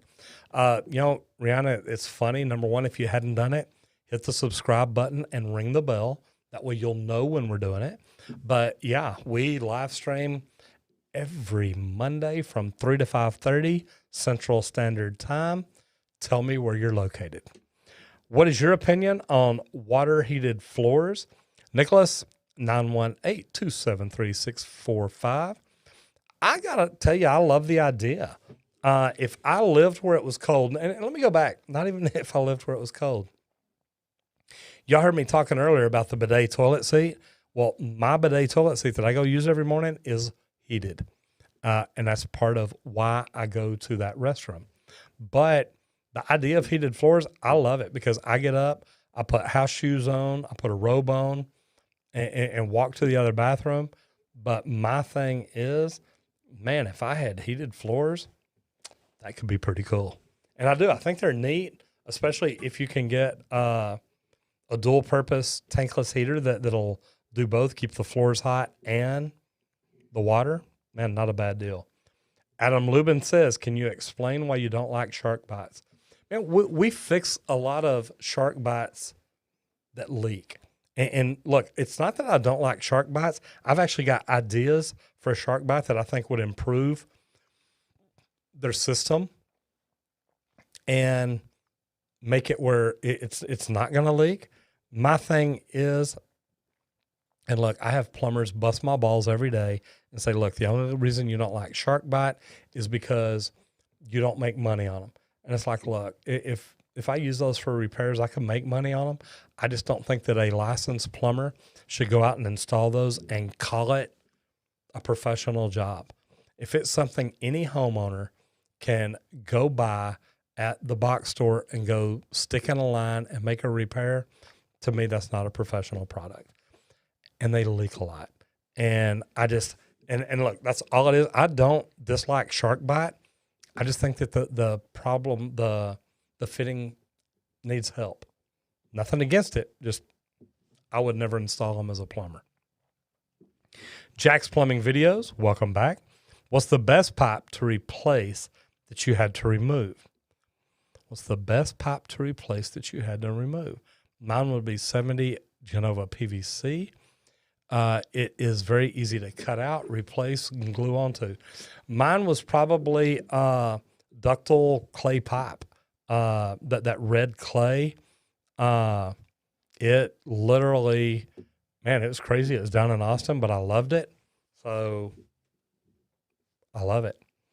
Michaela Batts says, if I start a YouTube channel, will you guest star sometimes? Well, Michaela, tell me where you're at. I think you're North Carolina, right? Actually, I may end up going out there to visit Charlotte here before long. I don't know when you're planning on starting it, but yeah, look, I love helping people with social media, with everything. If you want somebody to, be a guest on and it's not a guest star, just a guest. You want somebody to be on your YouTube channel? Absolutely. Man, I think more people should do stuff like this. It builds the community. And as you saw from earlier, okay, Joe Jr., you are wrong. The thing is, Michaela, we need more people telling people about the trades, especially women. And I think it's phenomenal. So yeah, I'd love to be on your YouTube channel. Robert Crawford says, hey, Roger, water heater under 1 year in the attic was leaking from the element and there's rust where it is. I replaced the element. Anything else to be concerned about and or do? You know, Robert, what I would tell you is when you replace the element, did that fix the leak? If it did, you're probably okay. Keep an eye on it. If this is your house, go back and check it every few days or a week for the first month. And then I'd still go back every month just to look at it and see, you know, what you think. Bugle TV 2 says, has the virus slowed you down a lot? Actually, it has not. It has actually made us busier. And I say that because the plumbing company has been busier because more people are at home and we're overtaxing our plumbing systems, meaning people are at home more than normal. They're using the plumbing more than normal. We've got families working from home because their kids are at home. So it is literally getting used probably 3 or 4 times as much as it used to. And man, it's tough. Now for the social media end of it. Yes, we're busier here because literally what happens is when you start taking away a lot of live TV and new movies and shows aren't current because they quit filming and things like that, people start turning to social media. And our YouTube channel has literally blown up since March. And, you know, I think it's a combination of we're doing things right. We're trying to make it relevant. We're trying to bring people a great education. So there's a lot of different things that I think we're doing right. But no, COVID has not slowed us down at all. It's probably actually made us 3 or 4 times busier than normal. Seabart, 1987. So COVID has been found in the sewers of Ottawa. So you're a Canadian. Here's the thing. Houston, and I did a video about this a while back. Houston is literally testing the sewer water to find out what parts of the city have COVID worse than the others. So it is in the sewers. You're right. And I literally asked people, you know, does this make it worse for plumbers? And somebody did an article in the World Health Organization about it. And my thing is look, it's just, as plumbers, we got to be careful. We've got to look out for ourselves and make sure that we're doing what we can do to take care of us. Spectral Drew says, do you guys have a lot of trenchless waterline companies out there? In Sacramento, we have quite a few engineers doing these. When you do them here in Texas, I think they've literally got to be done by plumbers because you're getting into the plumbing line. The thing that I'll tell you is that trenchless repair is becoming more popular, and it's going to keep becoming more popular. I've got to study it more. I've never done it, but I'm wanting to learn more about it. Vignath Dayal says, I am doing level 3 plumbing. Any tips or any ideas, please? You know, here's my biggest tip. Never stop learning. And I say this a lot in some of my videos. The thing is, if you stop learning, you're going to stop growing. And if you want to be the best plumber, and I'm reading a book right now called The Dip. And it's like, if you're not trying to be the very best, why not? If you don't want to be the best plumber, pipe fitter, welder, electrician, it doesn't matter what it is. If you're not trying to be the very best at what you can do, why? And man, that to me, man, it's just lazy. And man, look at this, because we have a great opportunity here. All you young people coming up, there's less and less people getting in the trades. More of the older people are retiring. Y'all have got an amazing opportunity here because, to be honest, in 5 years, the supply and demand, y'all are going to be in such demand, you're going to make so much money. And to me, I think that's phenomenal. I think it's great. And what I would tell you is learn to be the freaking best plumber you can be. It's going to pay off.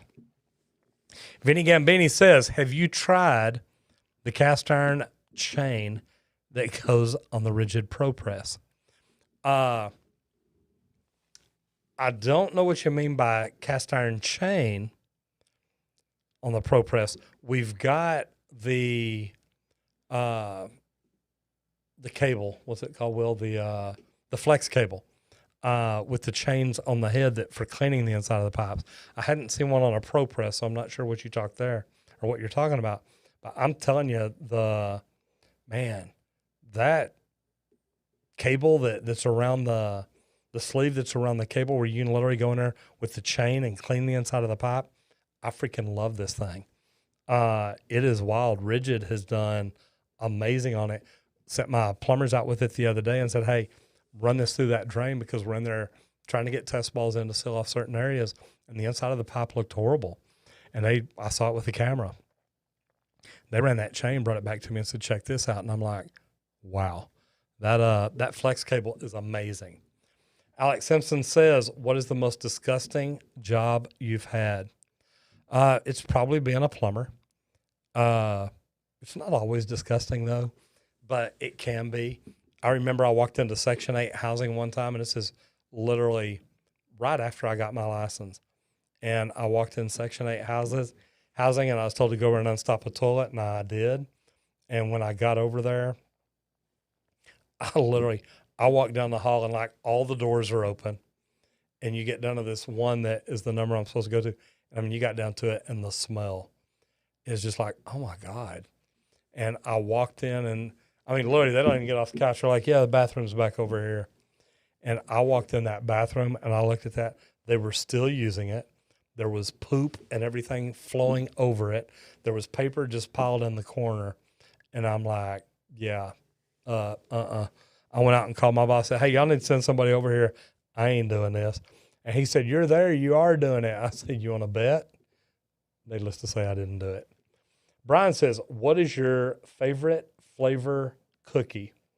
Mary Jane. Okay, no, I'm joking, Will. I don't eat that stuff, man. No, I guess my favorite cookies are really chocolate chip, oatmeal, and I remember those from being a kid. But man, chocolate chip and oatmeal, I love those things. And yeah, I was joking about the Mary Jane. No, brownies. Oh my God. Atticus says, HVAC tech here, but I always hear you talk badly about shark bites. What exactly are those and why are they bad?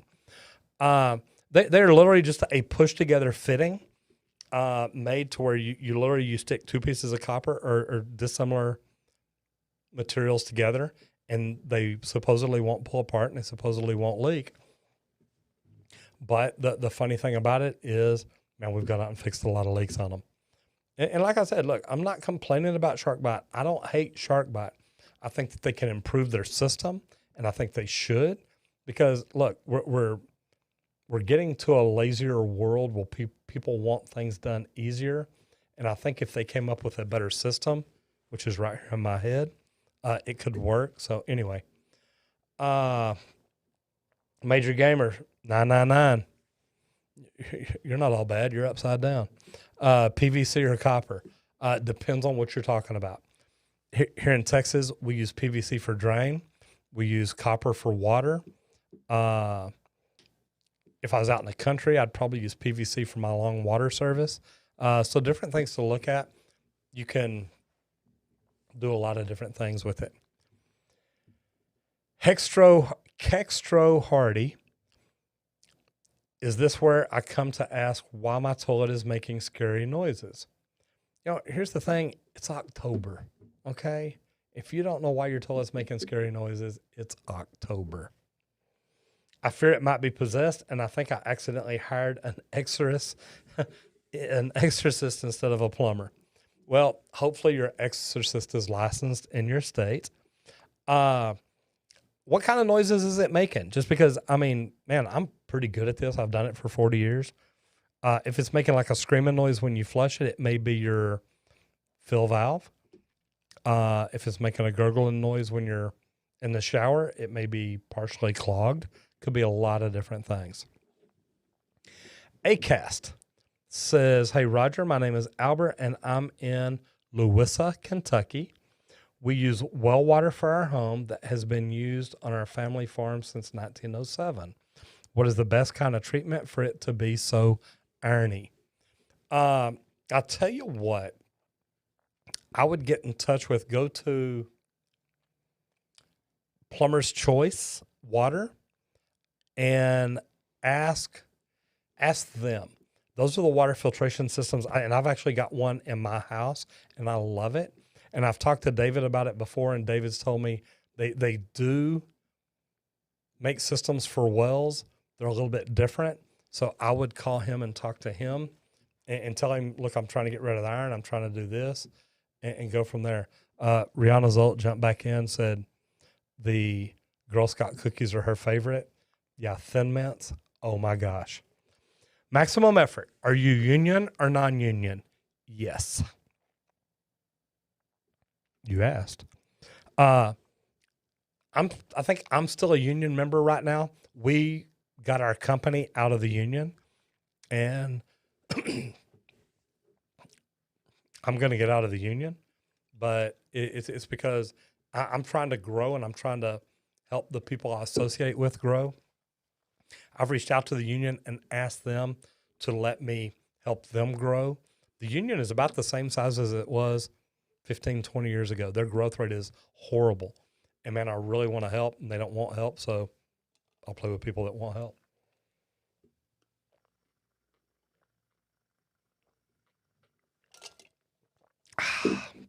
Sorry about that. I had to hydrate the system there. The budget B. I'm in Texas. We keep having to restart my mom's water heater to get the water hot. It's an intermittent problem. Water heater's over 10 years old. Fixable or time for a whole new water heater. So the budget B. First of all, I'd ask you questions like, it depends on what the problem is. Is it something we're going to have to buy parts for, which we are because it's not under warranty? How long is she going to be there? Meaning, are you going to have this house forever? How many people need water? Are you ever going to grow a need for it?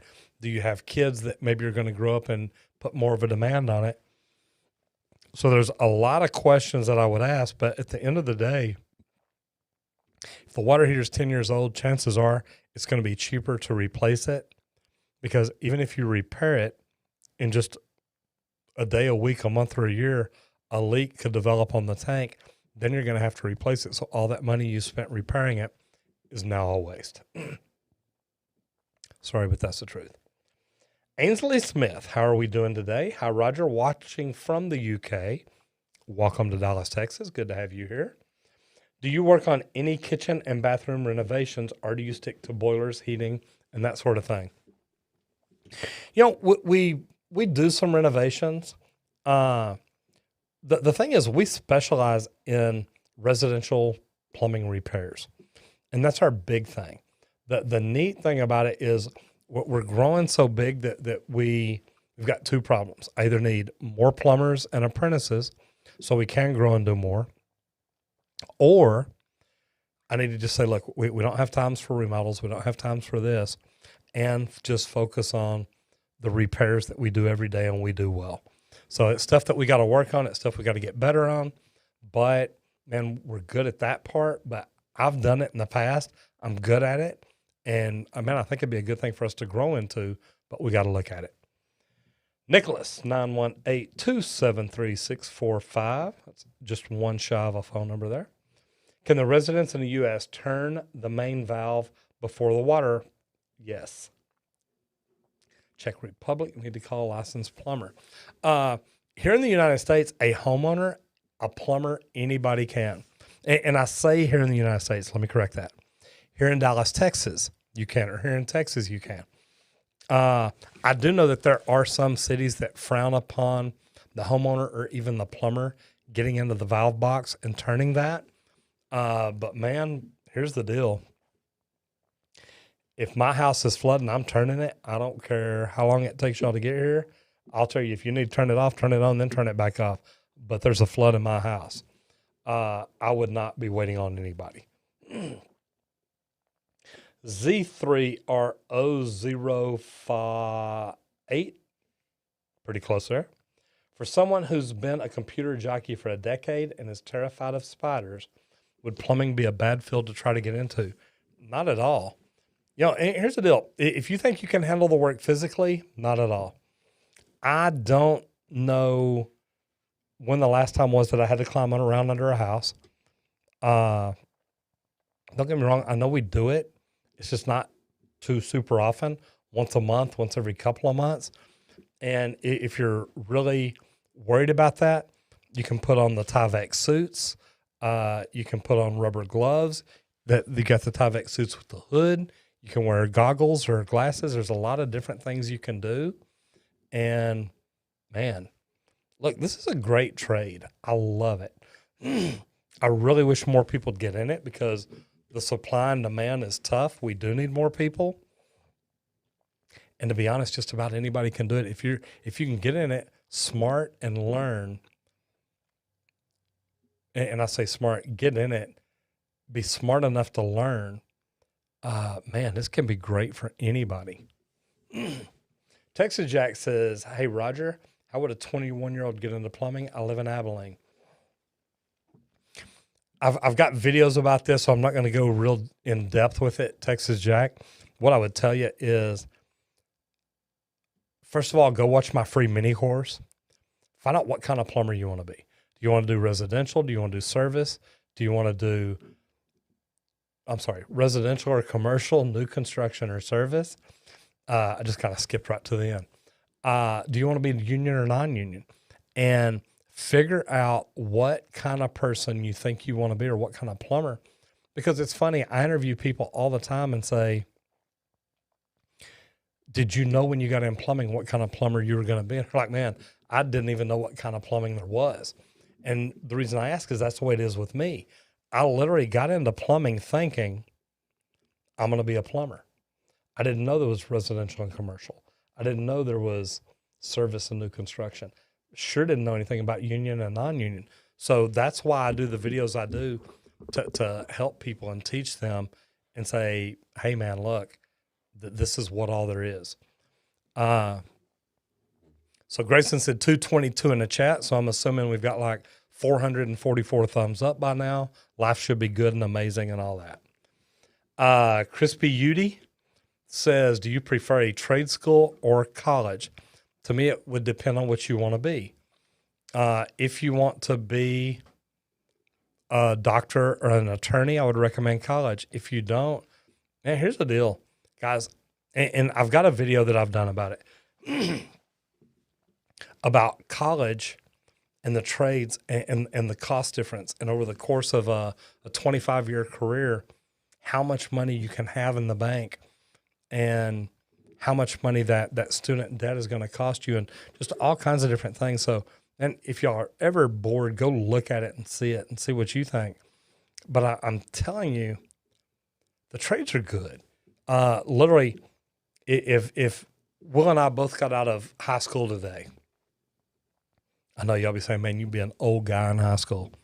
The funny thing is, though, if we both got out of high school today and Will went to college for 4 years and I went through the trade school or an apprentice training program, 4 years from now, and it's going to be 5 because it's a 5-year program.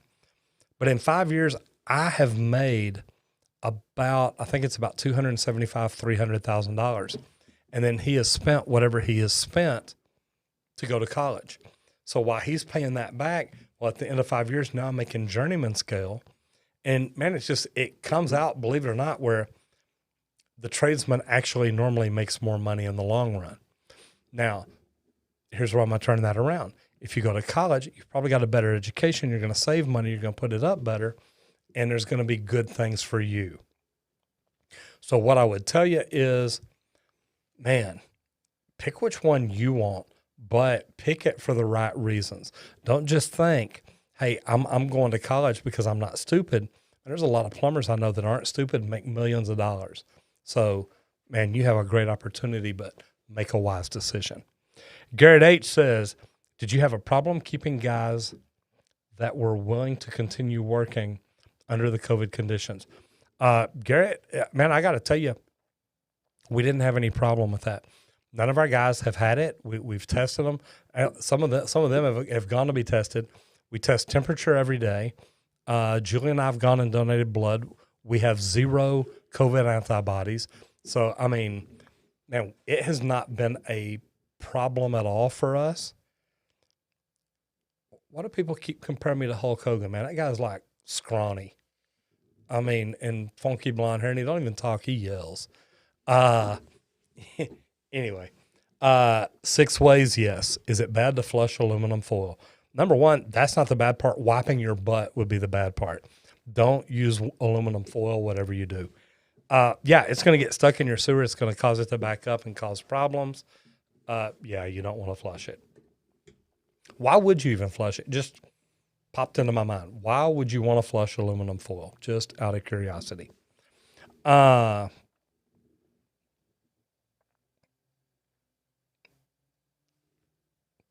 What's the best way to get hair out of the U-shaped pipe? The U-shaped pipe is called the P-trap.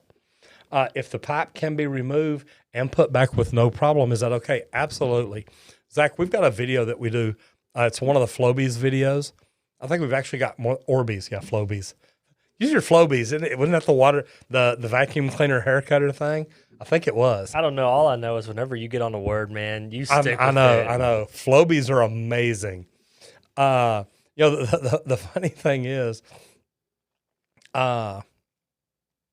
we've got a couple of videos there, but the Orbeez, literally we put them in a P-trap. We show you to put a bucket under it, make sure the water's off to the faucet, nothing's running, how to unscrew it, how to clean it out, how to put it together.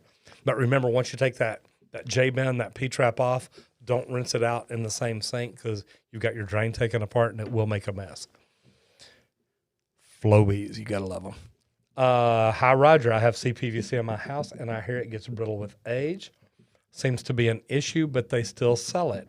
Should I be worried or think about changing it out to something like Pecks?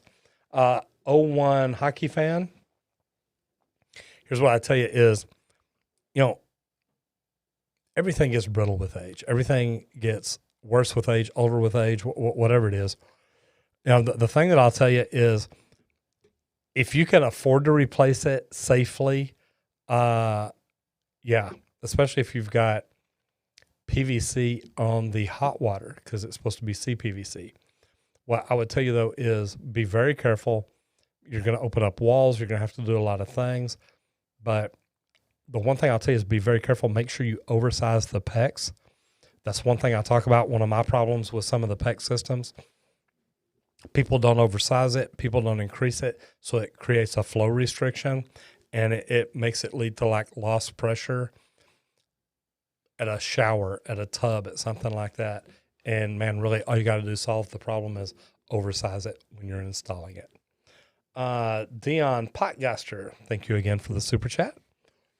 Is it bad to flush condoms? Well, number one, it's good to use them, especially if you want to control the birth rate. You're not supposed to flush them. Literally, 5 P's? Poop, pee, puke, paper, and flushable baby wipes. Certain brands like Cottonelle, don't get carried away. Here's what I tell you though. Condoms, no, man. Wrap it up in toilet tissue, put it in the trash can. Really upset her. Put it on her side of the bed under the pillow. She'll find it in the morning. Yeah, probably. Will's shaking his head no again. I'm going to end up in HR today, guys. Sorry. So much for that sponsorship, right? No, just kidding. Yeah, I know. Cottonelle's like, yeah, we don't want him anymore. Ferguson's like, will you please take the sign off the wall? How often should you call a plumber to check out your plumbing for preventative measures before an issue arises? Chris, that's actually a great question. We recommend just an annual inspection. Is anything leaking? Is everything working okay? And just run through and check things. I wouldn't get too far carried away on like a sewer water test unless you know you've got really old pipes or your neighbors are having problems. It's like, okay, look, every house in the neighborhood has changed their sewer line out but us. Is it a problem? Man, keep an eye on it. See what you're doing. Why is your mouse on my screen? It's like I'm squirrel. G's Man says, what are your top 3 tools? Okay, so I'll give you the quick and easy. The top 3 tools for every plumber. And really, there's 4. And I did a video about this just the other day. Yeah, thanks a lot, Julie Wakefield. I like that Cottonelle out, Trojan in. Trojan out, too. The funny thing is, and I did this video the other day, I love my Milwaukee 35-foot or 30-foot tape measure. I love my DeWalt channel locks, DeWalt pliers that have the button on the side that slide to adjust. I mean, literally you lock down and squeeze. They're cool. And the other one, look here. My little Raptor level. And it is so cool. I mean, if I want that at a 45-degree angle, y'all see how cool that was? Literally. And I don't know if you can see the bubble right here. Probably not. But if I turn it like that just a little bit, you might be able to. It is so cool. And it's neat because I know we're having fun in the studio today, y'all. Look at that. Woo. See, B-roll handheld cam. Check it out right here. And watch this. Let me help you out. You can tell we're having fun today in the studio. Almost too much light. Yep, can't see the bubble. There you go. Look at that. Look at that. Look at that. Let's get a little focus on the camera. See me right there. See, we can have fun here. So that's pretty cool. So as you see, we do things different. But my Raptor level, and I tell you what, and it's funny because I have 2 of them, and I'm very picky about the kind of levels I want because I want a solid aluminum body. I don't want the little plastic inserts and stuff like that. I love this level, and it's a grade level. So that's number 3, and this is for all plumbers. This is commercial, residential, service, new construction. It doesn't matter. And I'm going to take my level off here because I'm coming off my 45-degree mark. But I love the magnets, the aluminum. I mean, this thing is great. But my other thing that I really like is my Raptor crescent wrench. And it's or adjustable wrench. It's probably a 6-inch, 8-inch, but it's got the super wide jaws. So that makes it easy. I love it. And it's great. Yomomaso says, thank you for the super chat. How much money have you made off flushable wipes clogging up systems?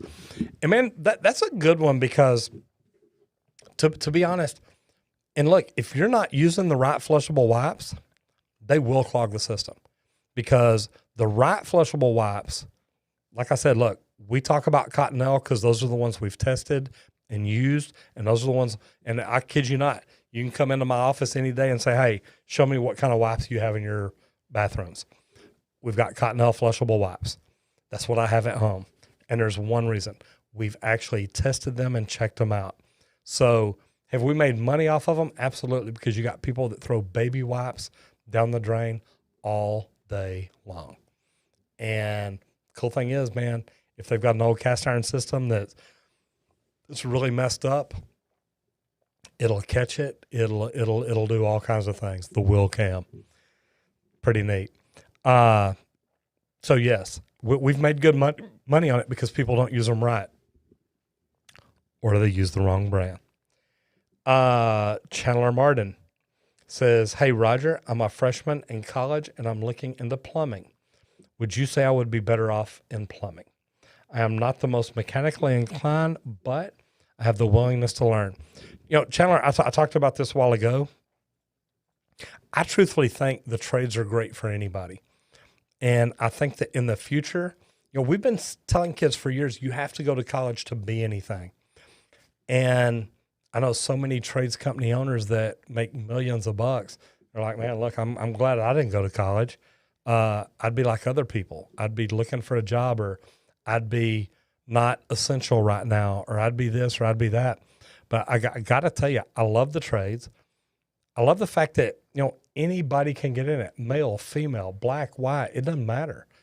Get a job in the trades. You can become as good as you want to be. And that's why I always go back to the education part. Don't stop learning. Try to become the best freaking plumber you can ever be. And look, I'm reading a book right now called The Dip, and that's what he says. If you're not trying to be the best, why not? And man, I believe it. I try to push our plumbers. I try to push our marketing. I try to push everybody we got. Let's be the very best.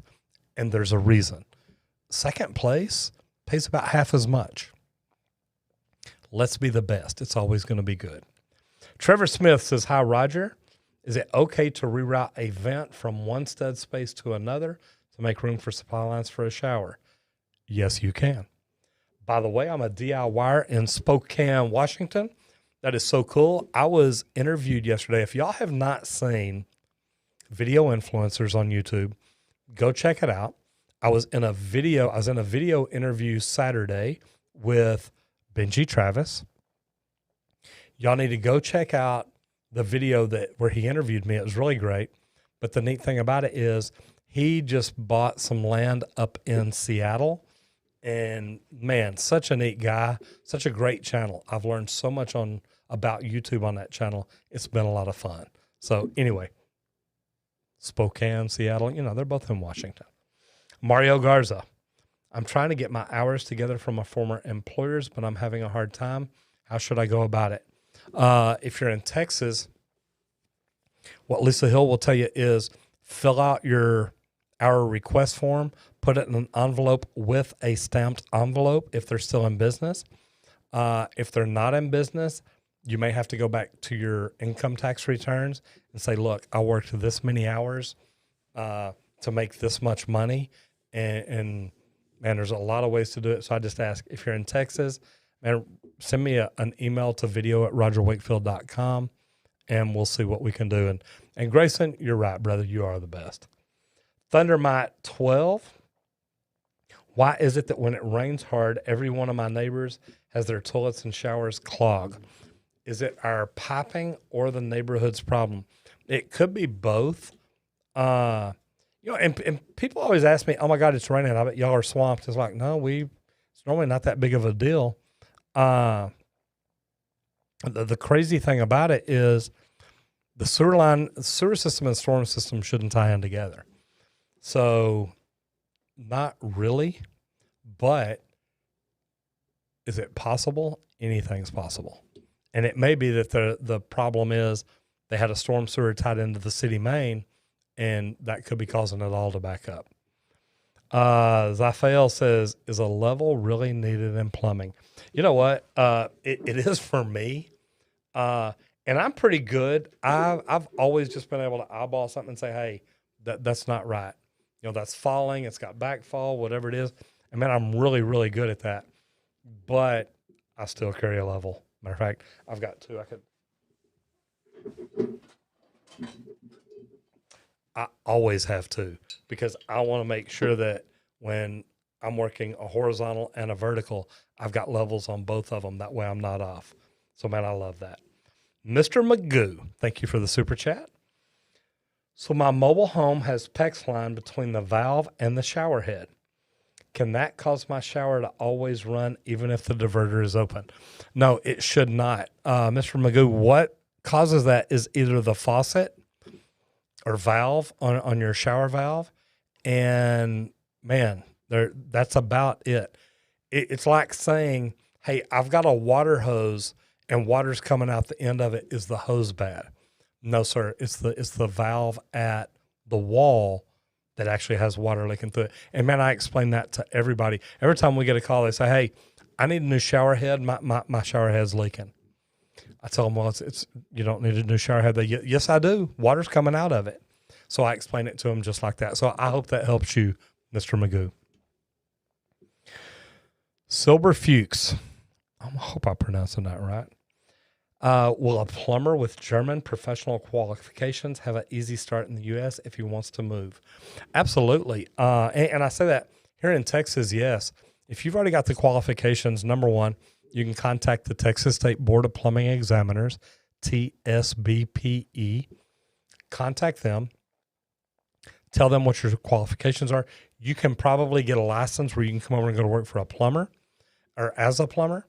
And then within 6 months, you may have to take a test depending on what your qualifications are. And I say that because it's literally the best way to do it is figure out what you can do first before you ever get here. Have a job lined up. I mean, online interviews, whatever you can. Come over here, start it, and then go do your deal. Simon Throssell Films. I like that. Hi, Roger. How easy is it to install a bidet? I have no plumbing experience whatsoever, so as dumb advice as possible, please. Simon, and look, I love that. Here's what I would tell you. Are you talking a real bidet? Or are you talking a bidet toilet? The new bidet toilets are phenomenal. And literally, they install just like removing an old toilet and installing a new one for the most part. So what I would tell you is if you're talking the toilet type, it's going to be easy to do. You're literally going to be able to watch any video how to install a toilet and remove the old one, put in the new one. And it's that good. You're going to have to hook up the water line a little bit different. If you've already got a toilet, you might look at a bidet toilet seat. We talked about those earlier. I've done an installation video, I think, on the American Standard one already. We've got another one that we're going to do on a new American Standard, a Kohler, and a Toto. So, man, we got some cool stuff coming up. All right, so Big M, how are you doing today? I hope everything is going well. Big M says, when are you going to hit 1 million subscribers? And what I will tell you is that if you go to socialblade.com, which I love, and I want to make sure I get this right, it tells me, man, I thought I had it broken down by the hard number. I will hit, there we go. I will hit 1 million subscribers in 553 days. So according to Social Blade, which is a pretty good tool, I love this. It tells me on April the 26th, 2022, I will hit 1 million subscribers. And we will be having a party. But look, man, I'll stuff like that to y'all. That is so cool because I love the fact that y'all come in here, that y'all come in, you participate in the live, you ask questions, you do all kinds of cool things. And man, a lot of y'all, you send me pictures, you send me videos, you subscribe, you like the channels, you come in and comment, you do all kinds of cool stuff. The neat thing is, that's why we get to do what we do. So, number one, and I know we're not to the end yet, but guys, thank y'all for everything you do. Sir? Yeah, we are. We're getting close.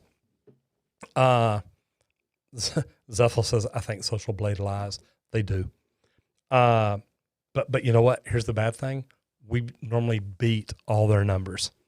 And I don't mean that bad, but I mean, if I look at it, and I just want to jump back there right now because I'm there, it tells me that I will be at, it tells me in 2 months, I'll be at 222,000 subscribers, and that's December 19th, and I think I'm going to beat that quite a bit.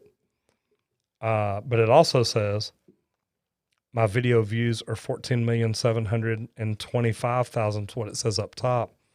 And actually, they're getting better because now it's telling me in 2 months I'll be at 15,128,000. But I know that's off because we get about 100,000 views a day. So, look, man, love what y'all are doing. Thank you, but they're not always precise. Dion Potgeister, thank you for the super chat. Why is vacuum breakers needed on a hot water system? How do they work? They're not required over here.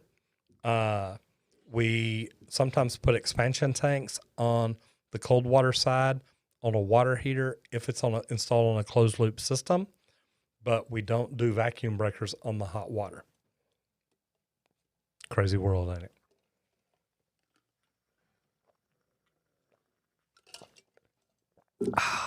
Ice cold water By feels the way, great. it is 5:20, just to let you know. I know. That's why I looked down. I said, I know we're not at the end, but we're getting closer. Man, I just did. I just wanted to tell y'all, I do appreciate everything y'all do. And, I start off this video saying, hey, look, if you've never been here before and you're catching this on the video, it's a replay. Don't just get off the channel. If there's something you're looking for, go look for that video, check it out. But also you may want to hang around and watch the live stream because, man, we get some great questions in here. I mean, I love it. Rhonda Russenberg says, what is the price for replacing a hose spigot? It really depends. It depends on if it's a frost proof, if it's sticking up out of the ground, where you're located. Is it copper? Is it plastic? Is it threaded? Is it soldered? There's a lot of different things that it could be. There's a lot of things that I would tell you is, man, a lot of the stuff you could do yourself. Most people can. Most hose bibs, or a lot of hose bibs, are actually threaded in. And, man, it's kind of crazy. So, Rhonda, what I tell you, it's hard to tell anybody a price, and we normally don't price stuff over the phone because we really need to get out there and see what it is we're working with. It's like calling a doctor and say, hey, I got a broken bone. How much is it? I don't know. Which bone is it? Where's it located? How bad is it broken? Do we have to cut it open and look at it? Can we just pull it and put it back? Man, there's a lot of different ways to look at it. So anyway, that's the problem with that. Dark Zero Warrior. I like that. Is it safe to flush a water heater and replace the anode rod if it's been after a year, but not more than 2 or 3? Absolutely. That's really a good time to do it. We always tell people to wait at least a year. So, man, you are perfect right there. Yeah, and all I would do is shut the water off coming in, take the pressure off of it, change the anode rod, and then flush it turn the water back on and then flush it. I never drain mine. I flush them under pressure. So a lot of different ways to look at it. Seabart 1987 is a C on Social Blade. Or C minus. I just became a B recently. I've been a B minus for a long time. Actually, I was a C and a C plus for a while too. So anyway, look, it is what it is. It's fun though. So anyway, flushing a water heater, yes, your perfect time. Seabart 1987, I cleaned some drains down in Africa. The Toto song. Yeah, I know. Yeah. I get that. That's pretty cute. The neat thing is, look, we've got a great trade that we're in, and I love this. Do this real quick. Roger Wakefield, is it safe to pour a pot of boiling water down a bathroom sink drain? It's not clogged, but drains slowly. The sink right beside it drains just fine. This is a recurring issue. Jeremy T. 1982, what I'm going to tell you is look up under that sink and see if there's a hose that ties in right below the pop-up assembly above the P-trap. That is probably a condensate drain for your AC. If it's metal piping, you can still pour in hot water, maybe not boiling. You want to break that sludge up. You may need to take it apart and clean the P-trap. There's a lot of different things that you can do. Anytime you're pouring really, really hot water like that, be extremely careful.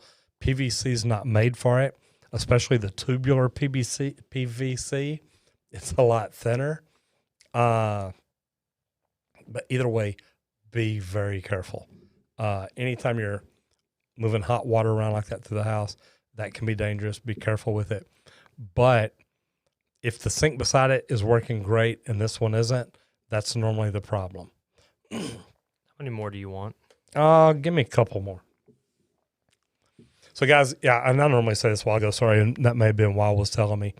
No more questions. We're about done. We're going to get off here in about 5 minutes. I'll answer a couple more and then get out of here. Thassel Shale says, Roger Wakefield, what is your favorite brand water heater? The one that works. Now, I got to tell you, I really like Bradford White because I've been to the iTech training center. I've seen how they're put together. I've gone through their training program. I really like companies that spend time teaching you why they're good and teaching you what they do. Don't get me wrong. I would love to go to A.O. Smith. I would love to go to State. You know, I want to see how they do it. And, you know, I actually asked for Bradford White to let me come in and video to kind of show you what all's going on, how it looks. Their training program is freaking cool. And I wish that they had a way to get more plumbers in there. I loved it. There was me and one other plumber with me.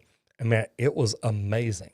So Bradford White's probably my favorite, and it works. I like their new tankless water heater too. We're going to end up hanging one up in here and letting y'all see it. It's freaking cool. Adrian Leva, and this will be the last question of the night, guys. Adrian Leva says, "Hey Roger, how's it going? I enjoy all of your material. I'm arguing with my bud over a washing machine being considered a fixture. He insists it is. I say it's an appliance. What is it? It's an appliance. Even though, to me, fixtures are man, that'd be a tough one. I may have to go look and see. Was that Juliet Miranda jumped in there? I saw something about bourbon. No, that was C-Bar saying he's not going to make bourbon time. Oh, man, you got to make bourbon time. I'd have got out of here early to make bourbon time. Speaking of bourbon time, we're going to end up doing a video down at Garrison Brothers Distillery, so I'm looking forward to it. My thing is, though, I truthfully think it's an appliance. And the reason I'm going to say that is you find it in the appliance section at stores, not in the plumbing fixture section of stores. I've never seen one over there at all. So different ways to look at it, but that would be my winning answer right there. And tell him to call me and I'll tell him how to prove to you that it's an appliance or a fixture. Guys, here's the deal. I appreciate y'all jumping in tonight. I want to say thank you to Paul Peck, to Neil the Urban Explorer, to all the members. God, man, I love seeing y'all in here, and that number is growing. That is cool. Will and I will be figuring out pretty soon what number it's going to be, but once we hit a certain number, right after that, what we will do is the members, it'll be like a members-only presentation. You'll be able to see it, but they will be able to ask questions and comment and stuff like that. We are going to set up a Google document for people to ask questions on. That way we can track them easier and get them in and out and move them along. And then every now and then we'll just jump in the chat for the fun of it. Cool thing is, man, we could not do this without y'all. So we really appreciate all y'all being here. We definitely appreciate y'all coming back every Monday. We're having fun with this, not just getting to make videos, but to get in here and engage with y'all and comment with y'all and talk to y'all, find out what's going on in your world and help y'all answer questions. And we watch other people get in here and answer questions too. And we love it. That's little Shell. Welcome to the Tuber Turds. I appreciate it. The members are growing good, which is really cool because that means we'll get to do a members only section a lot sooner. We are looking forward to that. And we know it's going to be fun because then you get in and you get to relax a little bit because it's people that are, they're part of your community, which don't get me wrong, everybody is, but they're a part of your community, that they're back all the time. And that really does, it makes it cool. So to the members, number one, thank you all very much. I do appreciate it. There you go. C-Bart says, welcome to the Tuber Turds. That's neat. I want to say thanks to the moderators, Paul Peck, Neil, Grayson, Julie, William. Y'all make it nice. I don't have to worry about things, and it does. It helps a lot. So anyway, guys, it is 5:30. We've been going for about 2.5 hours. If you're not a member yet and you want to become one, click on the link down below. If you like these videos that we do, whether it's here on the live or the videos, give us a thumbs up. Let us know you like it. Leave me a comment and let us know what we do that you like, because we're constantly trying to get better. Anyway, thank you very much. I do appreciate it. Thank you all for what you do for the community, the trades, and everything else. I'm Roger Wakefield, Lead AP, the expert plumber.